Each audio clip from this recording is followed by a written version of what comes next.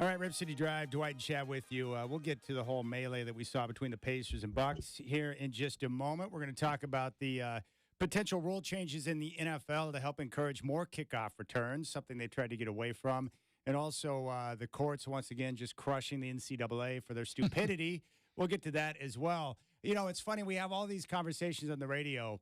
And yesterday we stumbled across this whole idea about Southwest looking to give free space to those individuals that take up more than just their space on the airplane. Right. And I was complaining yesterday because I'm like, wait a second. I'm svelte, and I get targeted unfairly by people who are bigger than I am, and they sit next to me, and then they spill over into my area. So shouldn't I be compensated for people who take up my space that I paid for? I had a listener reach out to me last night and say, if this is such a big deal to you, I've got a solution. And I'm like, oh, this should be good. Yeah. Just buy an extra ticket and then save the seat next to you, and then you'll have the extra space. And I'm like, no, you're missing the point. You're missing the whole point here. Obviously. Why should I be paying extra for something that was already mine? And now someone's invading my space. Are you kidding me?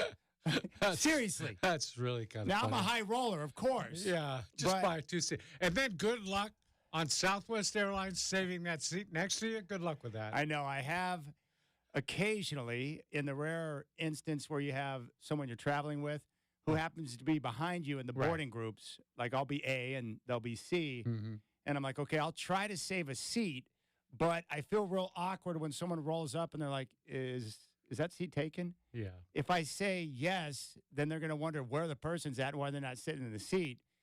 So I'm always, I feel a little awkward there. It'd be very difficult to save a seat next to you. If someone rolled up on you and was like, no, I bought that space, it's mine, you would look like a weirdo.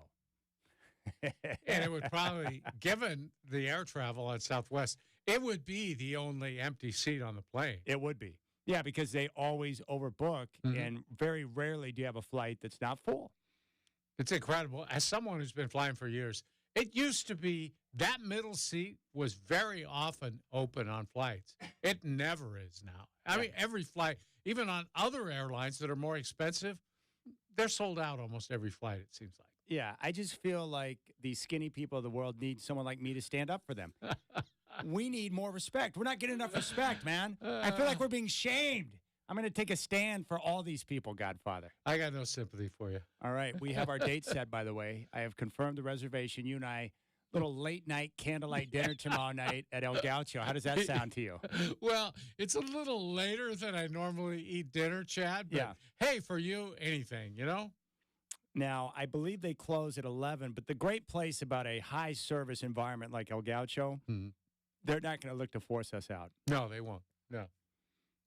That's not how they operate. Well, and they know you're a big tipper, so they'll hang around. I do. 25% minimum every single place I go to. It'll be more than that at a place like El Gaucho, too, because the service will be impeccable. Impeccable, especially if we get the server that we requested via the internet. Yeah. He better be there. Ian, if you're listening right now, you better be there tomorrow night or else. That's right.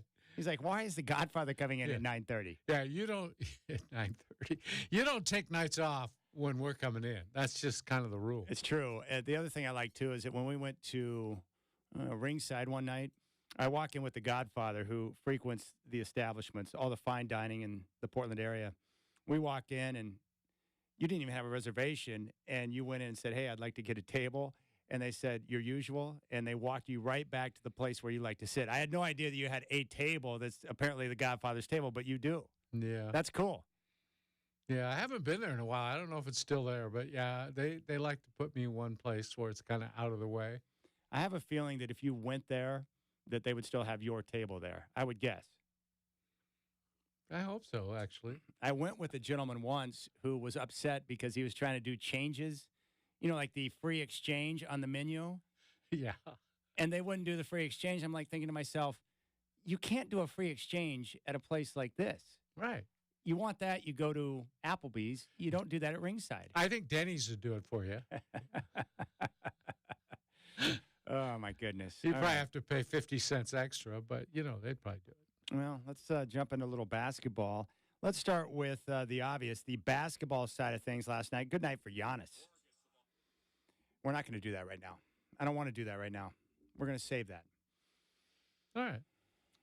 That's your prerogative. Yeah, it is my prerogative. Yeah, call an audible. That's good. I like it. The NBA came back with the indefinite suspension on Draymond Green. What is your take on the indefinite suspension?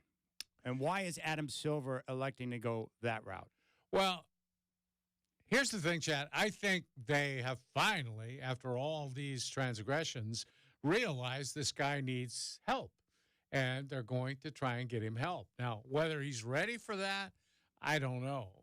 I know one thing. You can't force somebody to get help in an area like this if they don't want it. But that's the thing. And that's why they haven't put a certain number of games on the suspension, because they don't know how long it's going to take. And I would advise people, if this is serious, Chad, if they really are going to try and get him counseling, help, therapy, whatever, you have no way of knowing how long it's going to take, and it isn't going to be quick. If they're serious about helping him out, he's got deep-seated anger issues there.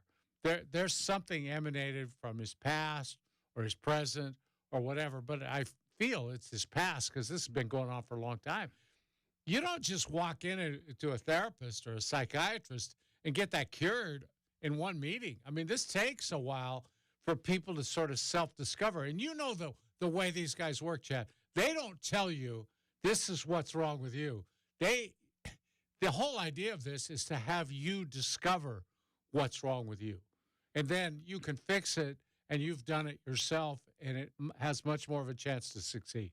Do you think it's really deep-seated issues? Because when I grew up, guys like Bill Laimbeer, these other enforcers who were physical and would cross the line and put other guys at risk from time to time, we didn't wonder whether or not they had deep-seated issues. We just accepted the fact that that was their role on the basketball team. Right.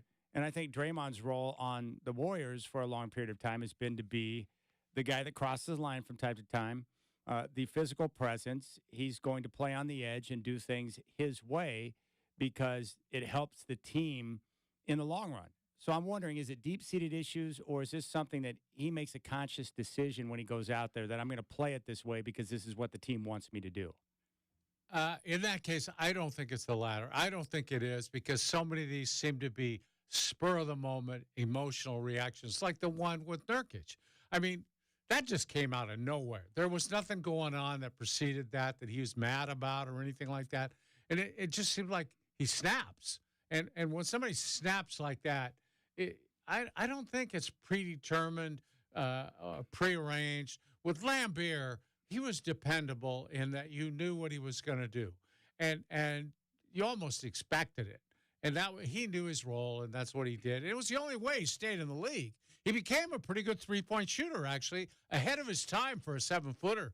But, Chad, when he came into the league, he was just a dirty player and not much else. You know, and that was him. I guess my take on Draymond, after spending a couple of years around him, understanding how smart he is and the way he understands the game, I don't think that he's losing control in those moments. I think they're intentional acts. Like, I think he intentionally goes out there looking to create trouble and cause issues. I think he does it purposely with a purpose behind it. And I think for the most part, over the years, it's been endorsed by the team. Okay, but by now, he knows the consequences of his act. He had to know if he did something like that, that it was going to cost him games, which is going to cost his team losses. There's no connection between understanding what he's doing and the consequences of what he's doing. So he's too bright not to realize that if he's kind of thinking about these things in advance. No, I think he understood what was going to happen. I don't think he cares at this point because the team is not going anywhere. They're not going to win a championship. They're coming apart at the seams. They're aging. So I think he knew he was going to get suspended for that act. And I think he was willing to accept that. I don't think he never hit the little homies like that. So, but it didn't do the team any good. No. It comes across like a selfish act on his part. Well, it is a selfish act. Yeah. But he's too smart to just lose control and not know what's going on there. No, but that doesn't – emotional reactions like that don't have anything to do with how intelligent you are. I think those are emotional acts, spur of the moment, that you snap and then you understand, what the hell did I just do? Yeah, I just don't buy into the idea that I don't think this is an area where he needs help. I think that he's intentionally gone about playing the game this way on the edge, and it looks a little more ridiculous now when the team's not winning. So that's just where I come from. I think the team's endorsed it. I think they've wanted him to be this way for a long period of time. And now in a situation where the team is not obviously going to be competing for a championship, it looks a little bit more ridiculous. But just based on the way the team has gone out of their way to protect him over the course of time, almost they didn't even suspend him the last time he tried to, destroy one of his teammates. So the team obviously is not too concerned about Draymond's behavior. So I just don't really think that help is the issue here. I think it's been intentional, just like the way Lambeer played or any of these other enforcers. They went out there with an intent to play the game a certain way, the way Draymond does. That's just kind of the way I see it. All right, if the team was better and had a chance for a championship, this would look much worse. Not better. It would look much worse because he'd be sitting out games that the team needs to win. They've put up with him because of his talent. Yeah. And I think that is what happens with all kinds of players, whether they have drinking problems or drug problems or anything else. If you're good enough, you can get away with whatever you want to get away with. I agree. I guess what I'm trying to say is that I think the team made a decision a long time ago that, hey, you play the game the way you want to play it, and we'll find a way to get by in those moments where you get punished. Yeah, I kind of think because if you they go can't after a stop teammate, him. They can't stop him. If they could stop him, they would. Well, They no. would stop that stuff. Because they've been encouraging it for a long period of time. So all of a sudden, to get to a point where it's like, hey, we can't have you doing this kind of stuff, it's past the point of no return at this point. Yeah, but there's such a thing as playing physically and not stepping on people's stomach when you're running up the court and kicking them between the legs and all the things he does. They don't want him to do that stuff. They don't want him suspended. He's been suspended, 17 times? They don't want that. Well, they don't? Ejected? No, I don't think they do. But they can't stop it. They can't stop it. They've tried and tried and tried to talk to him. It obviously hasn't worked. That's why finally now they're getting to the therapy thing. Well, I'm just saying that if you attack a teammate at practice and the team does not suspend you, and then they end up getting rid of the player that you attacked in practice, they're encouraging the behavior. No, they're just saying he's not expendable like the other guy is. They couldn't wait to get rid of the other guy, and you can see now the other guy didn't belong on their team anyway. But I don't think they cared about Jordan Poole at all. Well, obviously not. I just think Draymond's a dirty player. He is, yeah. That's the way he plays it, and I think the team's cool with it. They always have been, and they've been willing to live with the problems he brings because he's helped them win 4 championships. They have been, but I don't think it's premeditated at all. I just don't see that. Not the way he snaps. Oh, well, I'm It's just not going to give crazy. him that easy out that somehow he can't control his actions. It's premeditated, in my opinion. That's not an easy out. That's worse, really. If he's premeditating it, if he's just a dirty player, he could stop. No, the easy out is saying, "Oh, I need better control of my emotions." It's almost like we're But saying. he doesn't say that because he doesn't think that. I know, because I think he has an intent for why he does what he does. I really believe that. I think that's easier for him to think or say than it is to admit he has serious emotional problems. Well, it's always hard for people to admit they have a serious emotional problem. But if people are saying he's got a serious emotional problem, it's almost like saying, well, there's something deeper that led to him striking Yusuf in the face. Right. Yeah. Well, that's almost making an excuse for him. Well, it is making an excuse for him. Yeah. Or the fact that maybe he's just a dirty player that's been doing this throughout the course of his entire career. Yeah. But there are people who strike out emotionally. You see them all over this world. In a bar, somebody does something, they just jump up and punch someone. I mean, that's what they do. And I don't know that they intended to walk in and punch somebody, but they lose control. I think he loses control. Well, we'll see how things continue to play out. I don't trust the commissioner in these type of situations at all because No, they'll just keep him out a few games. Commissioner Silver is a spineless individual who has no power over the players whatsoever. They walk over him. They laugh at him. I agree. He's tried to be too friendly with the players. David Stern, give him credit for being a hard ass. I mean, he just, there were certain things he would not allow. I think he would handle the situation differently than Adam Silver. And the problem is Draymond knows this, so he'll get treated with kid gloves. Well, he always has. And my guess is it's not going to, curtail the behavior. So what should they do? Who, the NBA or the Warriors? The NBA or the Warriors, whatever. But I would say the league has an obligation to protect the other players. Well, if you really wanted to do something severe, you could just suspend him without pay for the full year. It would be unprecedented, and the Players Association would never go for it, but it would require a stiff penalty if you want to send a direct message. It's going to have to be something severe enough that would cause, Draymond some anguish before he would recognize the severity of his actions. Yeah, I think the Players Association would probably preempt anything like that. Of course they Although would. Kermit Washington got a similar penalty after hitting Rudy T. Yeah. Oh, well. All right, we'll see how things continue to play out. Well, one thing for certain, the Warriors, are they done? I think so. Yeah. I Especially do. with Clay. I just think when you got Thompson playing the way he is, Chad, and Steph's having to do everything by himself, the rookies haven't been developed properly, they're not helping. What do you think? You think there's still a chance for him? Probably not, but it's still too early to tell this year to know exactly what they are. I still think they could scrape into the playoffs, don't you? I mean, they can get a playoff. I don't think that's a question. I was talking about a deep playoff run. Yeah, well, they're out of the playoffs now, but, Yeah, but. And they're going to be playing without Draymond now, too. That's true. Yeah, they need Draymond on the floor. I just know when you have Steph Curry, who is still playing at an elite level, if they can get some of these other guys to pick their game up a little bit, then they can compete with a lot of the teams in the Western Conference. I hate to see Klay Thompson playing the way he is now. Just the physical injuries, man. It's taking a toll on him. Yeah. He can't move the way he used to. Yeah, he's not shooting well either. Sometimes that's your legs, though, and he's had, leg issues. Injuries. Yeah. All right, we'll keep things rolling. When we come back, we'll get into the nonsense from last night. We'll hear from Dame. We're going to hear from Rick Carlisle. He was a classic. Giannis, too. The whole thing that went down. And what about game balls and rookies scoring their first points and who should get the ball? How many balls are there? It was crazy last night. We'll get to that next year in the Rip City Drive. There's always 2 balls. Keep that in mind. I have 2.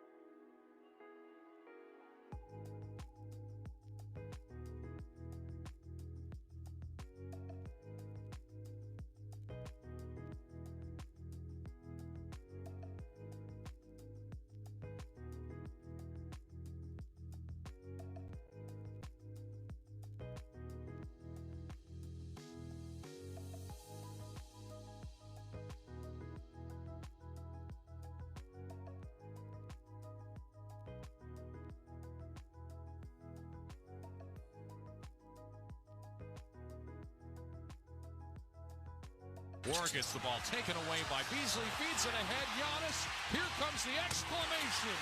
Flushes it through. How about a clean 64 for the Greek Freak? The freakish flyer takes off history tonight at Fiserv Forum is Giannis Antetokounmpo. A career high, a franchise high, 64 points in the 140 to 126 victory. All right, we had fireworks last night with the Bucks and Pacers, so this is a very difficult situation to unpack. But basically what you had in this game is a franchise record 64 points from Giannis. Also in the game with the Pacers, you had Oscar Twibwe, who scored his first points of an NBA game. He scored in the tournament final, the in-season tournament final against the Lakers, but because that game does not officially count, it wasn't officially his first points in an NBA game. Apparently, the Pacers, they may be the only team on the planet that has this little deal in place, but I guess when rookies score their first points in the NBA, they give that player a team ball. Yeah, they paint the ball up real nice, too, to signify what it was. That's cute. Yeah. Have you ever heard of that happening elsewhere in the NBA? No, it could be happening. I don't think I've ever seen it or heard about it. No. And then Giannis, with his record-setting 64 points, franchise record, he wanted the game ball because apparently he sends all of his game balls for big moments to his mom. Yeah. And so after the game, there was a situation where Giannis wanted the game ball. The Pacers also wanted the game ball. Apparently the Pacers got the game ball. And the ball that Giannis got, based on the 35-plus minutes he played in the game, he did not think that was the game ball, and that created a melee. There was also a history because they had just played in the in-season tournament. And 2 times before that. Yes. This is the 4th time already that they played. They're going to play again at the beginning of the year. They play on New Year's Day. Yeah. Also early in the game, Tyrese Halliburton went in for a dunk. Didn't do anything to make any gestures towards the Bucks or anything, but Giannis bumped him. So there's obviously some irritation that's starting to boil with these two teams, which is interesting. And Giannis was ticked off. He thought the Pacers took off with the ball on purpose. He wanted the ball, and that created a melee where players went down into the hallway area out in front of the Pacers locker room. Yeah, the Bucks went after the ball at his request. They went to get it. And he was steamed. I mean, that's as angry as you'll see him. He was really ticked off about that basketball. Really ticked off. When he was on the floor in the video of him, like, yelling and explaining to all his different teammates what was going on, the look on Dame's face was priceless. Yeah. What? He really wants that ball. Yeah. All right, let's take a listen to Rick Carlisle after the game, trying to explain what went down. What happened after the game was unfortunate. There was a misunderstanding about the game ball. It was Oscar Tshiebwe's first official NBA point, so we always get the game ball. We were not thinking about Giannis's franchise record, so we grabbed the ball, and a couple of minutes later, several of their players ended up in our hallway, and there was a big I don't know what to call it, a fracas, melee, whatever. I don't think any punches were landed, but my general manager got elbowed in the ribs by one of their players. And so he certainly has a bruised rib, and who knows if it's anything more than that. But unfortunate situation. We don't need the official game ball. There's 2 game balls there. You know, we could have taken the other one, but it didn't need to escalate to that. And so really just unfortunate. 3rd game we played these guys within 2.5, 3 weeks. So things are heated with the competition, and I understand all that. But for it to come into the hallway didn't need to happen that way. All right, so they apparently weren't thinking about Giannis scoring 64 points. So is that Chad Buchanan or Kevin Pritchard that got the bruised rib? Well, I think it might have been Chad. I think he has the actual GM title, and Pritchard now is like president of basketball ops or something like that, you know. But the one thing that Carlisle said was, we would have taken the backup ball. And for people who don't understand, if you watch the referees, they come out to the court while players are warming up, and they go right to the ball rack. And this is different than other sports. You don't unpack a brand new ball and use it in the game. You go to the ball rack, the balls that they're already shooting, because unlike college, high school, kids ball or whatever, they use leather basketballs. They're the only ones left now using leather. And the league tried to bring in a composite ball a few years ago. Players hated it. They went back to leather. So they're using leather, but those balls have to be broken in. And they have to be used a little bit. That's why they go to the ball rack and they take out 2 balls.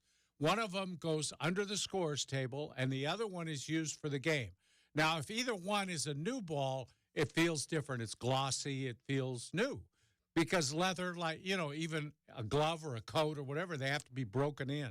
Like a pair of shoes, I guess. So, anyway, Giannis would know if that was the backup ball or not, I'm pretty sure. Because players can tell that by a feel. They can feel that since it's leather. But somehow, the other thing that's interesting, Chad, the Bucks vice president of security came out at the end of the game and got the game ball from a referee. You can see it on video. Now, what he did with that, nobody knows whether he gave it to the Pacers because they asked for it or what. But if Giannis didn't end up with the game ball, it was probably the Bucks' fault and not the other team's fault. No. I don't know. Well, I don't believe that. I think the Pacers, at least my read on it, they intentionally grabbed the ball that Giannis wanted to piss him off. That was kind of my feel. Okay, so they took it away from the security guy. Yeah, I think they did. I think they were trying to do whatever they could to irritate him because there were issues on the court. These two teams don't like each other. I love it if that's what they did. Let's take a listen to Giannis. He cared way too much about a basketball. Let's take a listen to Giannis. Can you confirm that you have the game ball from tonight? I have no idea. I'm not going to lie. I have no idea. I don't know. I really don't know. I don't know. I have the ball, but I don't know if it's a game ball. It doesn't feel like the game ball to me. It feels like a brand new ball. Like I can tell, from I played 35 minutes a day. I know how the game ball felt. The ball that I have, which I'll take and I'll give it to my mom for sure. But I don't know if it's actually the game balls. But it's okay. Lives continue. I don't even have the game ball from, which hurts me. I don't have the game ball from Game 6 in the NBA Finals. I don't have the game ball from that either. But it's just so fortunate. I've never seen this before. I feel like you can. I don't know. I'm not even gonna comment on that. I don't know if I have the game ball, to be honest with you. And that's what you thought they had the game ball. That's why you ran after them in the tunnel. I knew they had the game ball. I didn't think they had the game ball. I knew they had the ball. First of all, you cannot. I don't know how it works, but I assume I cannot just walk in any arena that I play and just take the ball. Like Dame was 5th of all time. I scored 60. At the end of the day, the ball that they gave us, I offered it to Dame. I scored 60. He scored multiple times 60. He scored 70, and he should have the ball. But at the end of the day, I don't think it's fair for anybody. And I understand. Look, I understand when you score your first. There you go. There's Giannis, very flustered. Dame had this to say after the situation. That type of stuff happens in the NBA, when people get offended by how it happened. Maybe they felt like he should have been out of the game and, he was trying to get points or whatever, so they did something like that. They took the ball and said, our rookie scored his first NBA points when it's like, this dude just scored 60. There you go. I think Dame nailed it. I think the Bucks had Giannis out on the floor. He gets to 64. I think the Pacers took exception to that little situation at the end of the game. There is bad blood between the two teams. No question about it. No question about it. And Rick Carlisle was rightfully so. He was talking a bunch of nonsense because he was defending his team. And sure, he went out of his way to make sure everyone knew that the general manager had a bruised rib, and he hopes that is all that it was. He stopped short of saying he had a punctured lung, but, he made sure everyone knew that there was a bruised rib involved. The whole thing is awesomely hilarious to me. It is. Whoever grabbed the ball to give to Giannis should have just taken one off the rack and given it to him. He would have, if it was a used ball that had been broken in, he would have had no idea. Nobody would have any idea. Mark Mason, the voice of Motor Center, just reached out to me, and he said, we used to mark the game ball before every game. We would put an X on it somewhere on the ball. That way the refs would know which ball is which. Well, the refs used to mark them, too, in the old days. They all had their own way of marking it. Sometimes you'd see 3 X's on there or whatever. But, yeah, they used to do that. Yeah. But you have to have the spare because inevitably the ball goes into the crowd and knocks over somebody with a beer or a soda, and it gets all over the ball. So you got to toss that one out, bring in the backup basketball. Yeah. If you're a rookie scoring your first points and the Pacers want to give a ball to that player, that's fine. Yeah. Do whatever you want to do. In that situation, if Giannis scores a franchise record 64 points and they get the win, if Giannis wants the actual game ball, he should get the actual game ball. Yeah, and they're playing at home. There's no reason why somebody on the home crew sitting there shouldn't have gotten that basketball for him. Yeah. I can't understand how they would let that get away from them. Makes no sense to me. So the reason why I love this so much is I think it got chippy and childish behavior ensued where the Pacers were butthurt because Giannis was on the floor and he got to 64 when the game was decided. They were ticked off already for a variety of reasons, and they had recent history playing in the in-season tournament. So I think the Pacers like, screw this guy, we're going to take the ball, knowing that it was going to cause the frustration it caused. They maybe did not expect Giannis to send a bunch of his teammates down the hallway to get the ball back, but that's what happened. Yeah. So that's how I read it. And Dame, meanwhile, standing there thinking, 60 points. That's a big deal? Yeah. I've done it 5 times. Yeah, I've got 71. He's done more 60-point games than anybody active in the league right now, including Harden, including Durant, including all those guys. He has the most.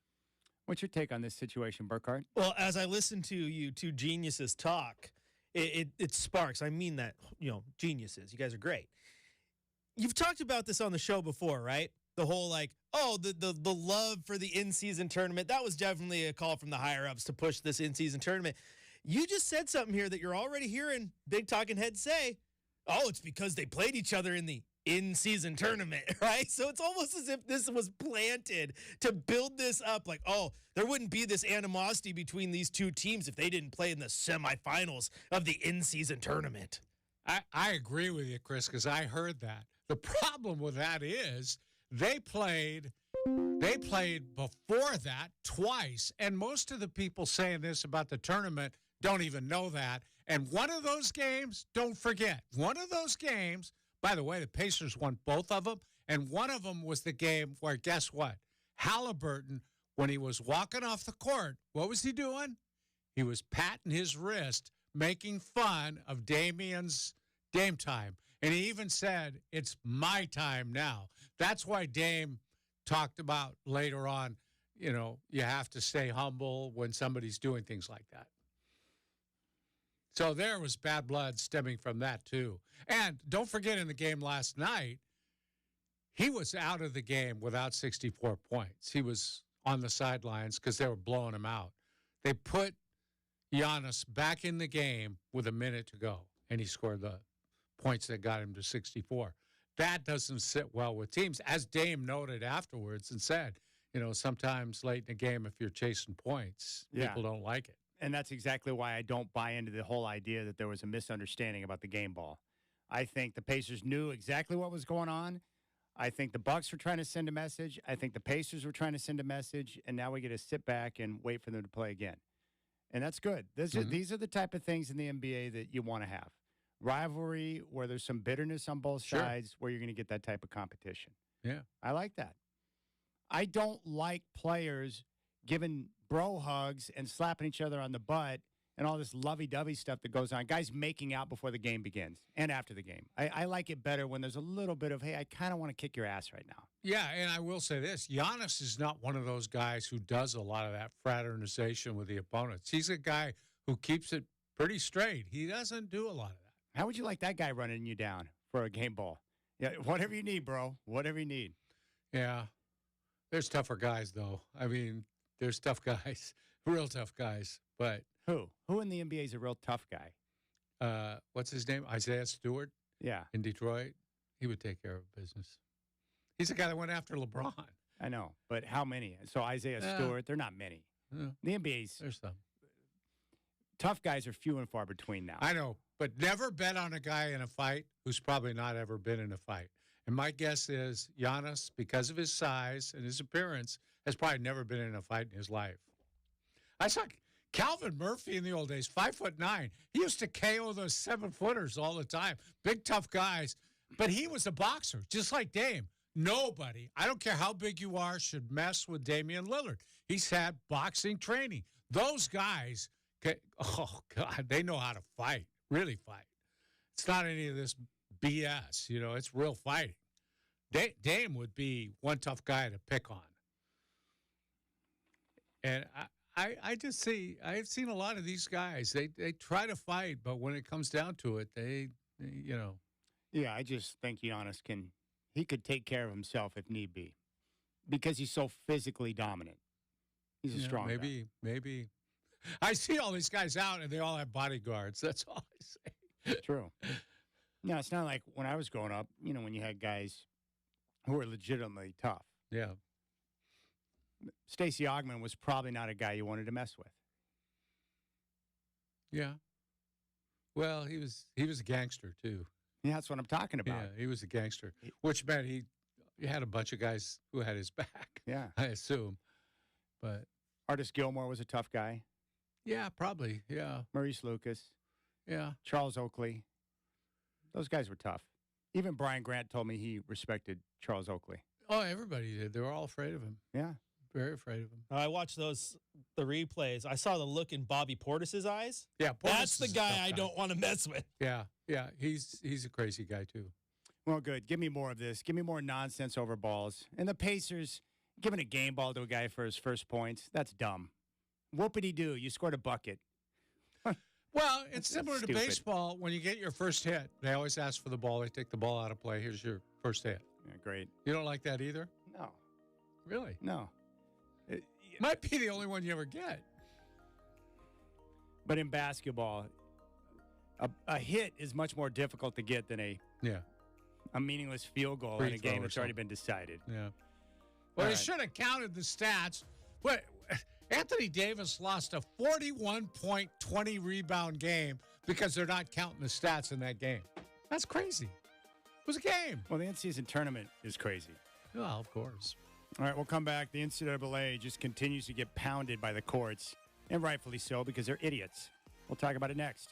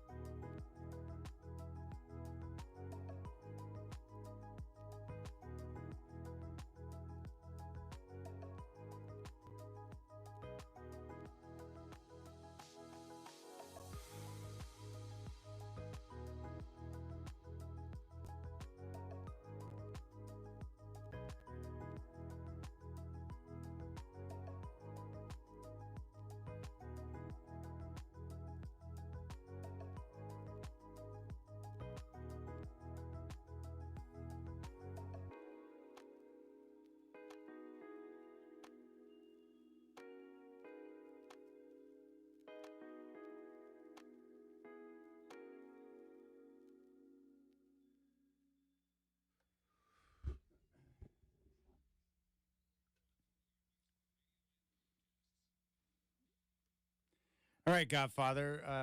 What is the latest court ruling against the NCAA? The latest one is state of West Virginia apparently won a temporary restraining order against the NCAA having to do with the ability of athletes to transfer twice. You know, supposedly right now you can only do it once. Now you can appeal that, and some guys have won the appeal, but West Virginia had a basketball player not win the appeal, so the state went to court and won the right for that guy to transfer again. He's actually a guy that I think he's from the state of Washington. He's a Native American who went to a small school, I think Montana, then transferred into West Virginia. He's apparently a pretty good player. He gets to play now, and the temporary restraining order says anyone in the next 14 days who wants to transfer a second time would be okay. And then West Virginia is going back to court to try to get that extended permanently, but they got the TRO. And I think most people, Chad, believe they will win based on one thing, and that is NIL. Players are being paid to play now. That changes everything because of antitrust laws.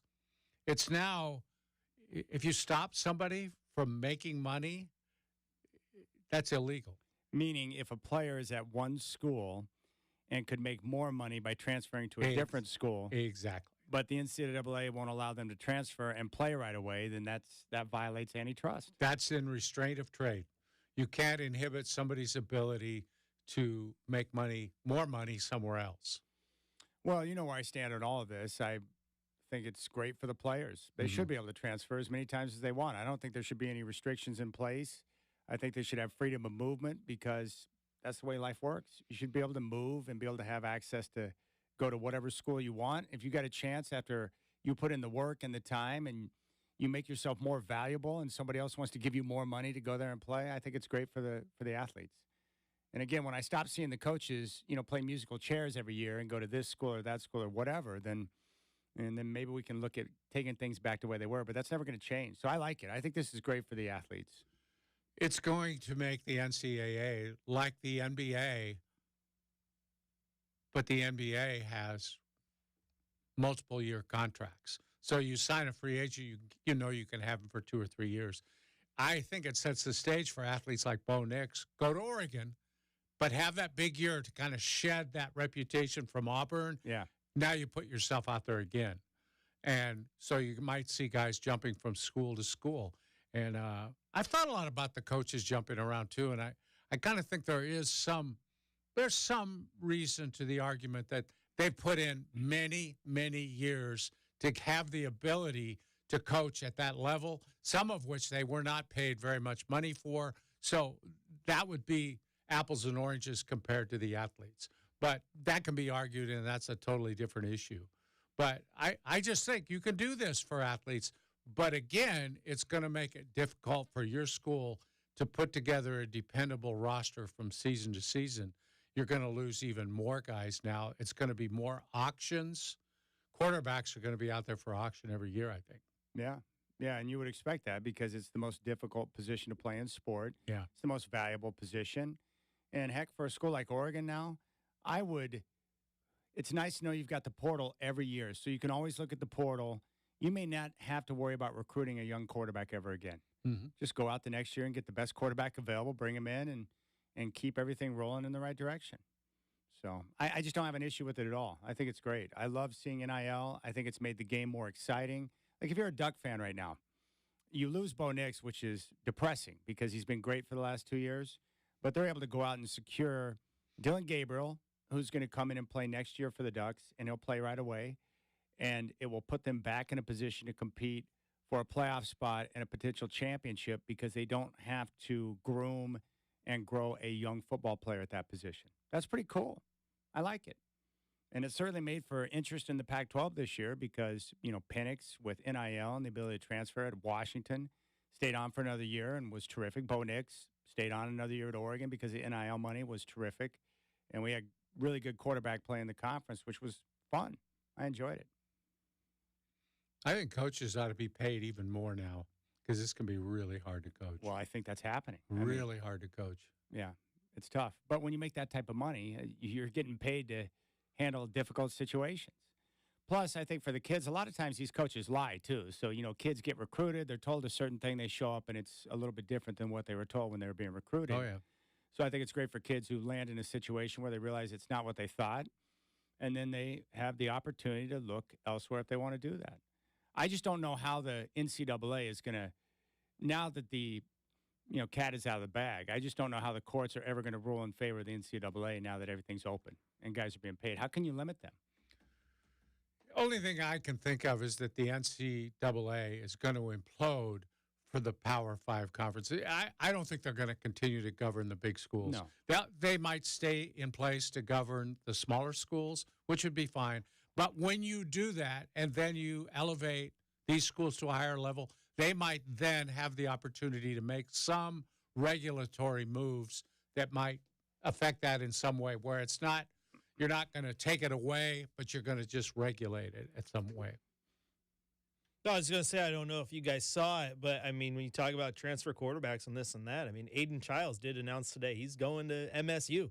Yeah. So he's right there following Coach Smith, and DJU looking at possibly Florida State. I mean, and I'm all for the movement, man, because 3 of the 4 final Heisman finalists were transfer quarterbacks. It's great for the sport. It's great for the kids. Yeah, and good for Aiden Childs. He committed to Jonathan Smith, not Oregon State. So when Smith leaves, now he's got an opportunity to follow his coach. And right. Well, he's not direction. affected by this discussion because he was a freshman, and this is his one transfer. Yeah, his one transfer. Still transfers in general, though. I mean, it does matter. I mean, because like Chad was talking about, when you get somewhere and something doesn't work out, and you should be able to have that fluidity to move, and that's exactly what Aiden Childs is doing. So, are you okay with double transfer, or would you prefer it stay at 1? I think 1's enough. I think more stability would be good. I think, like, Chris, you'd be okay if you had a great team one year and then half of them transferred when they're going to be seniors and they all left for someplace else? I mean, it's the nature of the beast. So it's incumbent then on the coach to either hit the transfer job at keeping the guys on his roster that he needs to do. I mean, I can't fix it or change it, so I have to live with it, and it's just the nature of college football at this moment. a lot of times they're not going to go for the school or the coach. Yeah, but I mean, they're going to go for more money. Yeah, it's no different to me than NBA free agency, man. It's just is what it is. But what's wrong with that? What's wrong? It is different than NBA free agency. What's wrong with going for more money, though? If you got a chance to make more and you want to go take it, what's wrong with that?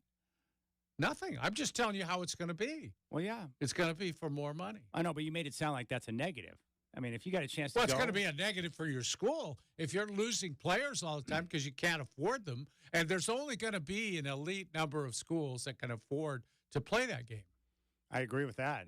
The reason why I'm excited about that is you'll have the top-line schools with the best players, and all those teams will be in the playoff. We're going to get great football every year. That's what I'm excited about. Probably not going to get it during the regular season. You will in the Big Ten and the SEC. You know, the best conferences, the big matchups. You'll get good football there.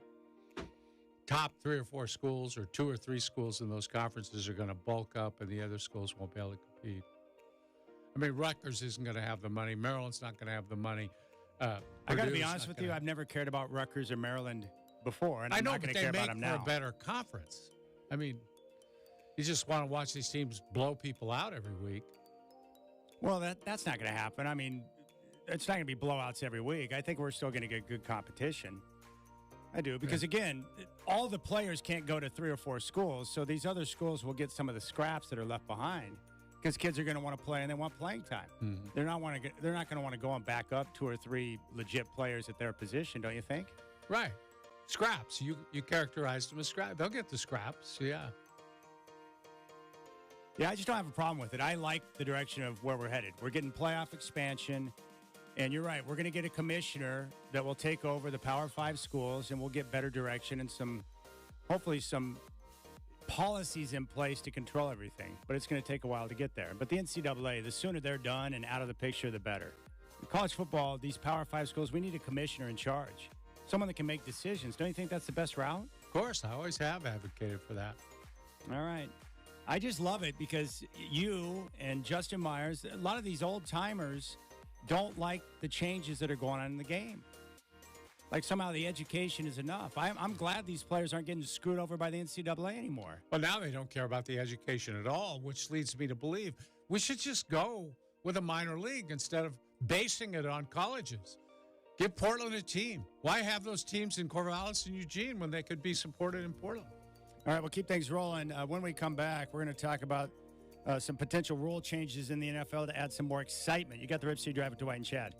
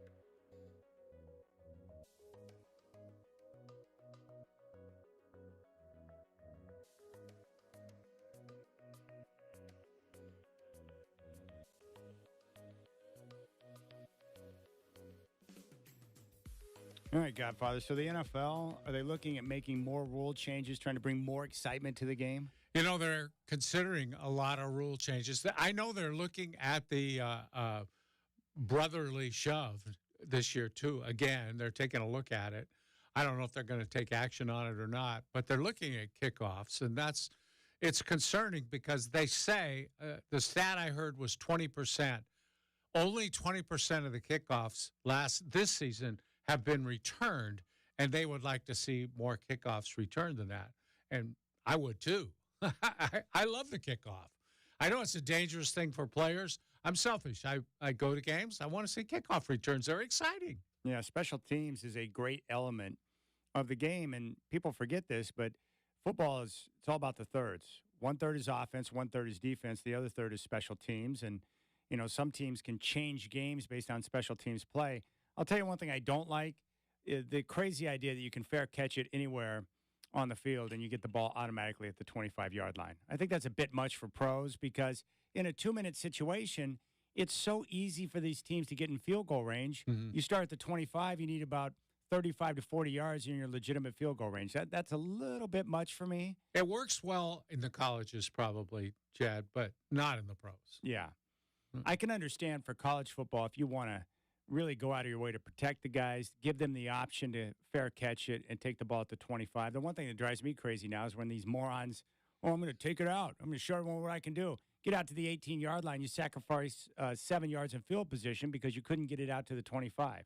I mean, there's no incentive right now to return a kickoff. Very rarely is there an incentive to return a kickoff. Just take the fair catch, get it out in the 25, and let the offense go to work. Well, the funny thing about it, too, Chad, is they're saying they don't want to go all the way back to the old days where you had to return them. They just want to get a few more kickoffs returned. I guess they want to take that 20%, maybe up to 30%, something like that. So you can't see a drastic change coming, I don't think. I think we were talking before the show. You probably had the best idea, which instead of giving them the ball on the 25, give it to them on the 20 now. Yeah, just go back to the 20 so it gives them more to think about. And don't you think, too, if you catch it between the goal line and the 20, you got to return it. You got to return it. Yeah. That's the way it should be. If you're going to field it, if the ball's not in the end zone, you're going to field it, you should be forced to return. Right. Yeah. You catch it, that's fine, but you better take off and get upfield. That's what I would do. Football is one of those games where most of the players I've talked to, they understand, most of them, not all of them, there are inherent risks that are involved with playing football. And playing special teams takes some guts to be able to do that. But, you know, when you get on the field, you understand that, you know, injuries are part of the game, unfortunately. That's just the reality. Mm-hmm. And if you can only go so far to legislate certain things out of the game before you change the game completely. And kickoff returns, punt returns, those are exciting elements to the game. I don't know what you do, but I know the 25 is not the answer. It's too easy. Well, and we all know it's a reaction. I shouldn't say overreaction, but it might be. Yeah. It's a reaction to the concussions. That's what it's all about. Yeah. And again, that's the league's fault because they tried to suppress that information for decades because they didn't want people to know the reality of the connection between playing football, which is a violent sport, and brain damage. And they still really haven't come up with an adequate helmet that might, I think, mediate some of that damage. There has to be a way with technology the way it is today to cushion your head a little better than what we're getting right now. Yeah, I think it's improving, but we're still a long ways from where they need to be. Yeah. So maybe that's what it is. Maybe it's continued advancement in the technology of helmets and pads and everything else they wear instead of trying to take certain things out of the game. Yeah. But I would just go the ball at the 20. You fair catch it. You're in the end zone. Fine, 20-yard line. But if you field it in play outside the end zone, you should have to take off and return. And that would be fun because I think you'd see place kickers learning how to kick it higher with a higher arc so that it would come down in that area. Yeah. Because there's too many that, they just line up now and just boot it 30 yards out of the end zone. I mean, it's ridiculous. Yeah, and you'll see some kickers do that where they'll purposely kick it short trying to encourage a return. Mm-hmm. because some teams trust their kick coverage to get down there, and maybe you can pin them back at the 10 instead of them getting the ball at the 25. That's why they came up with a fair catch. Yeah. There's strategy behind that. But what they know with a lot of these return guys, they lose their mind when they see the ball coming short. So, that they automatically get kicked into return mode, and they're like, I'm going to take off. Well, we like that. Yeah.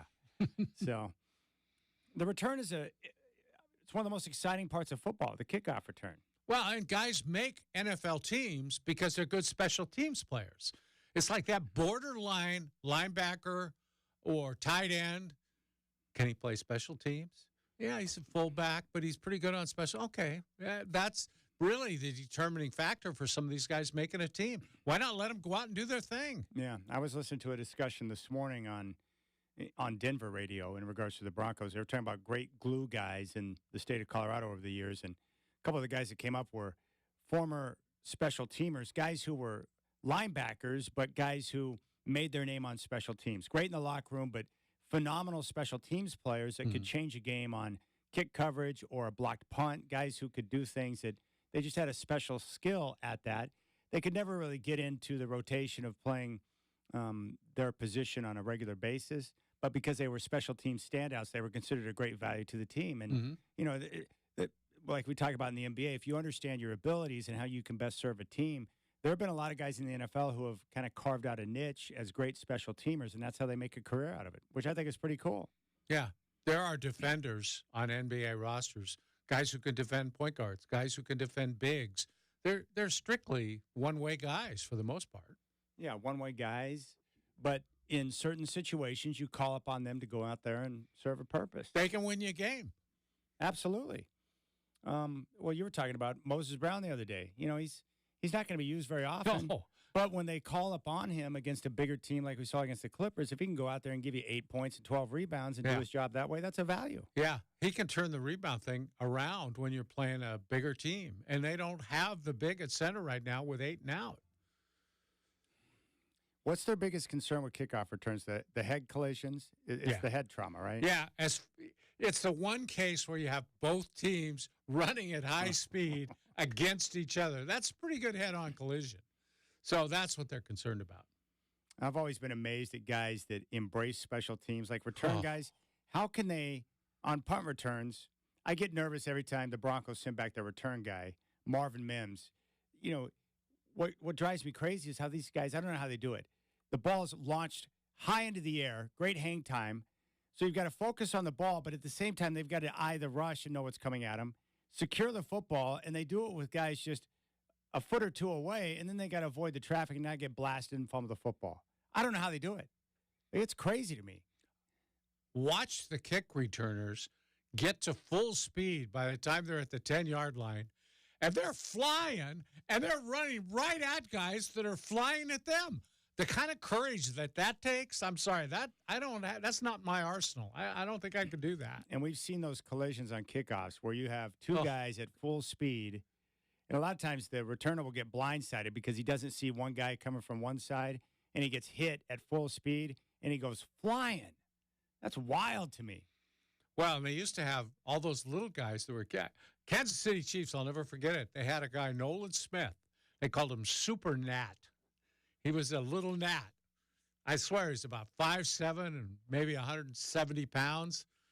He would just fly up the field. And those big guys, it was hard for them to hit him. He was so small. But it's a shame, too, because kick returners, how you think teams are going to continue to save roster spots for guys who can return kicks when you never return them? That position's you're just going to get a DB or a wideout to be your deep guy. The great return guy, there were two that I grew up with. Mel Gray, who was a kick return specialist. Like, that was his role. He was terrific. And then Eric Metcalf, who played his college football at Texas, was drafted by the Browns. It was actually the Broncos drafted him, but they traded him for the rights to Steve Atwater. But he was one of the all-time great returners and would change games with his ability on special teams. And I just think it's cool that you have – there's been certain return guys, like even Dion on punt returns was terrific, but some guys just have a knack for being able to navigate the traffic and come up with huge plays. And you know as well as I do, in in football, sometimes it doesn't have to be the spectacular play, the touchdown return, but if you're at a key part of the game and you're able to change field position on a 15 to 20-yard return, it can be a big difference. Yeah. It's huge. I'll never forget my father. We were going to football games a lot. I used to talk about return guys. My dad always said, son, it's not that they're good at it. They run out of fear. Yeah. They don't want to get hit. And there's something about fear that puts that extra spark in your get, and your get along. Oh, my goodness. Yeah, there's certain guys where I'm like, why are you kicking to that guy? Why are you kicking to him? Yeah. And there's been a few. Yeah, I don't know. How do you think they'll solve it? What do you think the NFL will do? I don't know. Supposedly on this one, they're doing a smart thing. They're bringing a bunch of special teams coaches in and consult with them, do a roundtable, and find out what they think.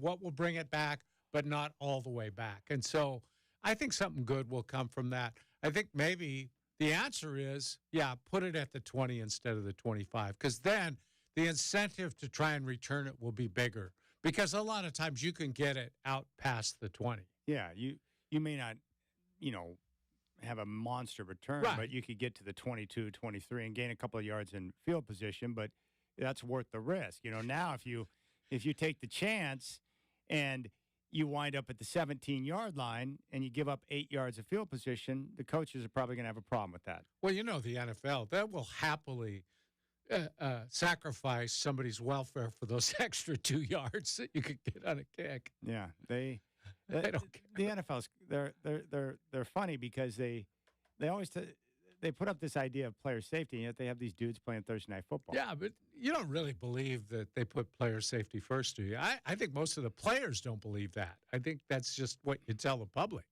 I think the only reason why they have put up this facade of player safety is because they were exposed in the book League of Denial. When they were exposed for suppressing information for years about the true nature of football and what it can do to your brain. I think that forced their hand into having to take a more proactive approach to player safety.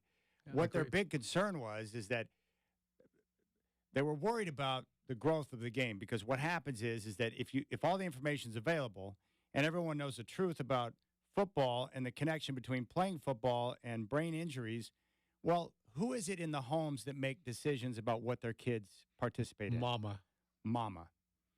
And mamas don't want to know that their kids are at risk of brain injury. Right.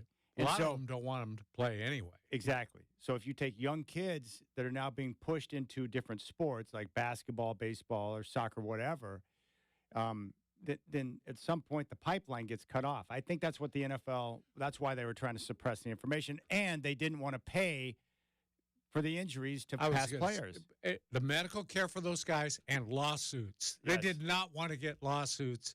And those are big losses. When you talk about maybe somebody's life ending at the age of 50, Billions. that estate sues, that's millions and millions, if not billions.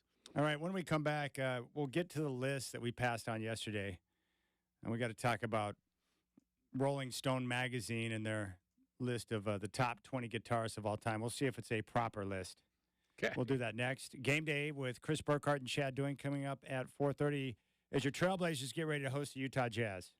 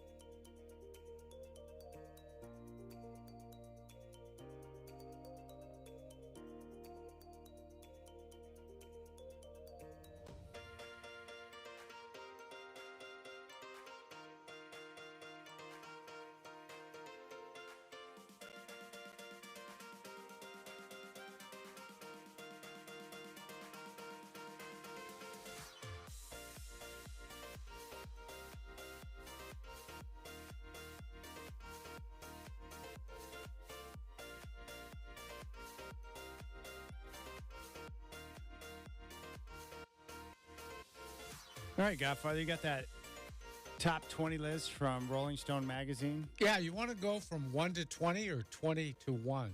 Yeah, let's go 20 to 1. Normally, when I look at these lists online, they always make me go in reverse order. So why don't we do that to everyone else? Okay. All right, number 20, Carlos Santana. I like Santana. Legit. Yeah. Yeah. Might even be ranked higher, wouldn't you think? You would think, yes, but I know there's a lot of other good names on the list. But Santana at number 20. Burkhart, you cool with that? You down with Santana? I'll allow it. Oh, good. All right. I can go ahead then. Yeah, I we guess. got the blessing. Yeah. Number 19, James Burton. I looked him up because I'll admit, I didn't know him. I don't either. He was the main guy for Elvis. He was the lead guitarist for Elvis's band. That's pretty cool. Yeah, yeah. A nod to the past, I guess. I can't recall ever hearing him do a solo or anything like that. But anyway, that's who he is. That would be a story to tell right there. Probably would, yeah. Wow. He found him in the Deep South somewhere on the radio, playing in a studio on the radio, apparently. That's awesome. Yeah, yeah. Number 18 is another old-timer, Les Paul. Legend. Absolutely. There might be something wrong with the list if Les Paul's not in your top Amen. 20. Yep. He is terrific. 17, Neil Young. I'm okay with that. I'm not a Neil Young fan myself, but I acknowledge his greatness. Absolutely. Yeah. Songwriting and singing and Yeah, he's terrific. everything. I Yeah. just know that he's one of those guys where his music doesn't catch my ear like some other guys do, but I've heard interviews with him. I respect him a great deal, and he's contributed a lot to the industry. Okay, number 16 is Derek Trucks. Don't know him. I did know him because I listened to a lot of different channels on satellite. Derek Trucks he's in a group with, it's called Trucks and Desheshi. Sketchy, I think. It's his wife. She's a singer. He plays the guitar. They're a very good band. Very good band. I can't say how good a guitarist he is, though, but that's who he is. Number 15 is Freddie King. I don't know Freddie King off the top of my head. I don't either. Do you know him, Chris? Freddie King. No. Look him up, Chad. That's one I didn't look up. I missed that. All right. American blues guitarist and songwriter. Let's see here. Maybe he's related to BB. He's considered one of the three kings of the blues guitar, along with Albert King and B.B. King, Yeah. none of whom are blood related. Mostly known for his soulful and powerful voice and distinctive guitar playing. Okay. King had a major influence on electric blues music and many later blues guitarists. Okay. Number 14 is David Gilmour, and I knew him. You knew Gilmore? Yeah, I did know him. That's Pink Floyd. Oh, okay. And man, some great work with Pink Floyd. There's tremendous guitar solos on some of those albums. You know, Pink Floyd, I like their music, and they've got some phenomenal songs, but they're not my go-to. Like, I don't seek out Pink Floyd too often, but I do like some of their songs. Oh, man.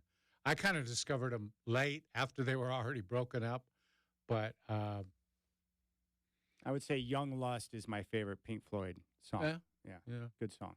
All right, number 13 is Albert King. Okay, that makes Blues sense. guitar. Yeah, blues guitar. Yeah, number 12, Stevie Ray Vaughan. Stud. Yes, Legend. absolute. No question. Speaking of legends, number 11, George Harrison. Got to have a Beatle in there. Yeah, you do.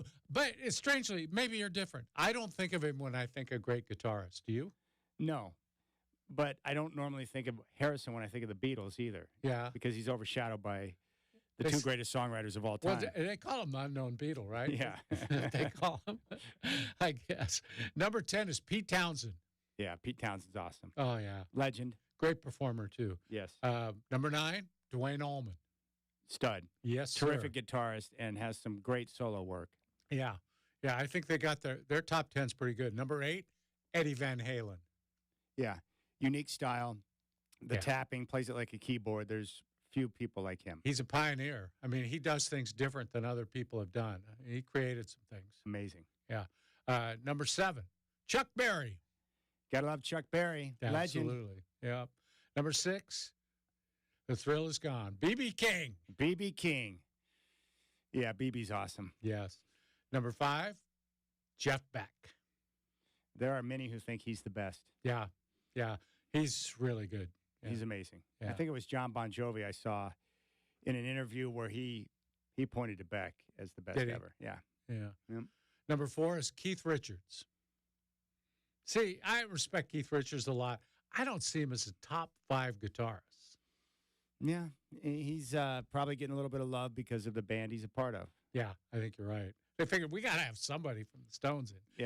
Yeah. Number 3 is Jimmy Page. Yeah? Oh, yeah. Yeah. There's no doubt on that. Jimmy Page is awesome. Number 2, and I'm buying this, Eric Clapton. Yeah. Clapton's awesome. Yeah. Yeah. He's got many different songs I love. I just love his style. He's one of those guys, you hear it, you're like, I know who that is. Yeah, and the mystery's gone in terms of who number 1 is, who's been left out. Hendrix. Yeah. It's Hendrix. Jimmy. Most people would agree with that. Oh, yeah. Hendrix is the man. Yeah. All right, there you Pretty go. good list, but who's missing? Joe Walsh. Absolutely. How can you not have Joe Walsh in the top 20? I don't know, but for me, he's got to go in before George Harrison. Walsh is one of the greatest guitarists of all time. Yeah. I love watching him perform, too. Great performer. Mm-hmm. Unique sound. He's one of those guys where when you hear it, you know it's like, okay, that's who that guy is. Yeah. Yeah, he'd be right up there for me. There's many others. That's why these lists are... It's hard. It's hard to put together a top 20 list of guitarists because there's many, many guitarists. Like Prince isn't on that list. No. That's... Darn good guitarist right there. Yeah. Alex Lifeson. He's high on my list. Rush. He's phenomenal. He is phenomenal. I may have to, I think you got me into a Pink Floyd mood. I may have to dive into YouTube later on today. Yeah. Well, The Wall. Yeah. Yeah, there's some pretty good They used stuff. to do the Laser Light show with the Pink Floyd The Wall up at OMSI, which was really cool. Still do. They still do it? They still do that? Wow. I was going to that back in the early 90s when I was still in high school. Took my wife to a date to go see that one day in the early 2000s. Took our kids to OMSI over the summer, and oh, look, they're still playing Floyd. I loved the Laser Light shows. It was a great place to take a date back in high school because you knew the chance of making out pretty high in the... In the dark? Yeah. What about Peter Frampton? He's another guy I always liked. Yeah, he's really good. You've seen him live, too, right? Didn't you see him over in Twice. Hawaii? I saw him once in Maui and then once here. Yeah, he was here. I think he's coming again. Somebody told me he's making his last roundup and he's coming here. I would like to see that. He's still really good. I just wish that I would have seen Van Halen in concert at some point during my life journey before he passed away. I never did. That's a shame. Because I have talked to some rock and roll DJs who have been around for a long time.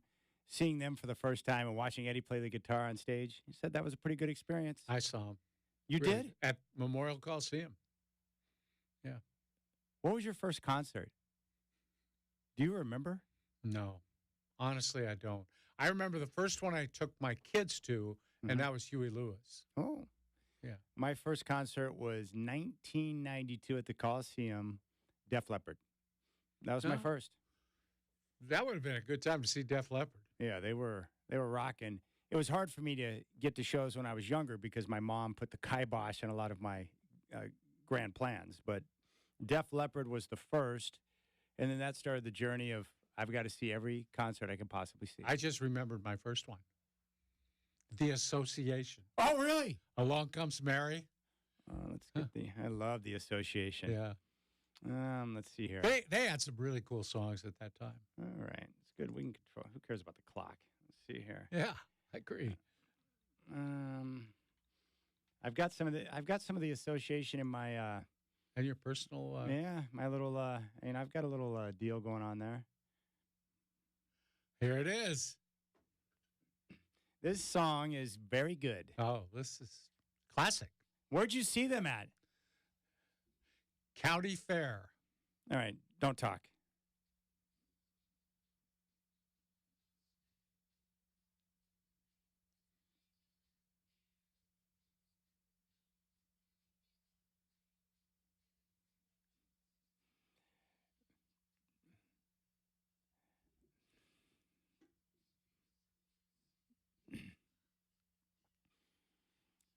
That's a good first concert. It is. That's a really good first concert. I was talking to my dad the other night. I was like, Dad, what were some of the bands that you were down with when you were younger? And he said he was a huge Three Dog Night fan back in the day. Oh, really? Yeah. I like them, but not my number one, anything like that. Don't you like the 60s sound, though? This has got that sound where you're like, I know exactly what that is.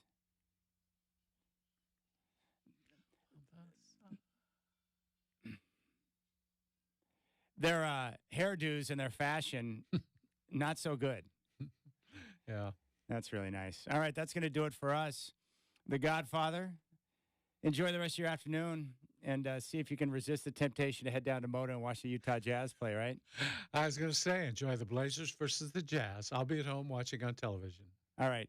When we come back, we'll kick off Blazers game day. Chris Burkhardt and I will get you set for the Blazers. The Blazers? Whatever. Whatever it is. Some basketball game tonight.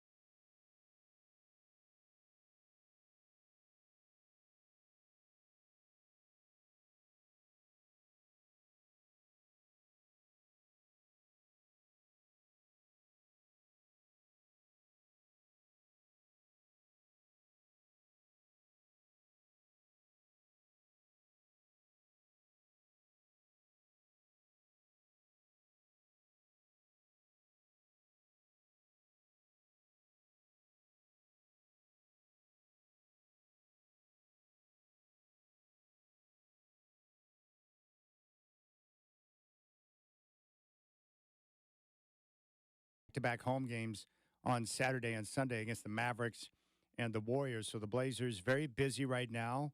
And the best thing I can say about this team is that through all of their games this year, one thing we have seen is, one, multiple guys stepping up to make game-winning plays nightly. We're seeing great effort and competition from all the guys who are getting a chance to play. And Chauncey Billups is communicating with them, and they're responding by playing hard. And we're seeing that with the result on the defensive end of the floor, which is great. And that's the biggest compliment I can give this group. They play hard, and they're making things happen on defense. And even with a lineup that's been shortened due to injury, guys in and out of the lineup. Some guys have been nicked up. Some guys, more serious injuries. But we're seeing, regardless of lineup, the guys continuing to compete and make things happen on the floor, which is terrific. And now that they're starting to get some guys back, Anthony Simons is back. He dropped 38 in the loss to the Clippers. Malcolm Brogdon and DeAndre Ayton are both listed as questionable for tonight. They're nearing a return. So it's going to be nice to see what this group can do with more guys available and with Chauncey Billups having more options in terms of combination of players and lineups and so forth. So a lot of interesting things are going on. Now, on the show today, we will get to What's the Scoot, and we're going to discuss Scoot Henderson and his progress. You're going to hear a portion of my conversation that I had with Sean Hyken of the Rose Garden Report earlier this week. He had some interesting thoughts on the guard situation, the logjam at guard with Malcolm Brogdon and Scoot Henderson, Anthony Simons, and Shaden Sharp. And we're going to hear from Chauncey Billups. We'll go into the coach's corner. We'll hear from Jabari Walker. And we're also going to hear from Ant. All of those guys had a chance to speak at practice yesterday. The one benefit for the Trailblazers right now with the way the schedule is kind of slowed down a bit, where they're now at home and they're going to have a number of games here at Moda Center. And with this unique break that they've had, it gives the team a chance to practice. And, we've talked about this at length before. Usually throughout the course of the NBA season, teams do not get a chance to practice too often because of the travel schedule. They're playing a ton of games. They'll have their shoot-arounds, but they don't have a lot of time to get in the gym and really go to work on different aspects. But that's something the team was able to do last year and something they're able to do this week. Not last year, but last week and this week. And so practice time is critical. And when you can practice and really get a chance to focus on some of the details, I think it's going to help. And for the Trailblazers, especially on the offensive end, I think, just execution, better communication, a better ball movement and player movement. I think one of the things they have to work on in practice is, in those situations where they take on teams that are clogging the paint, how can they counter that and use player movement and ball movement to open up some creases where guys can continue to attack?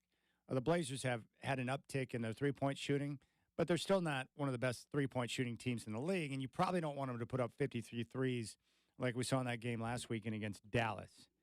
So I think the practice time is critical, and not just for the players, but also keep in mind this is a young team and a lot of guys who are playing together for the very first time.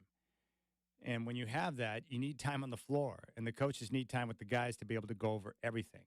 Now, going into the game tonight, Portland is 11th in the NBA in defensive rating. That's terrific. They're continuing to defend.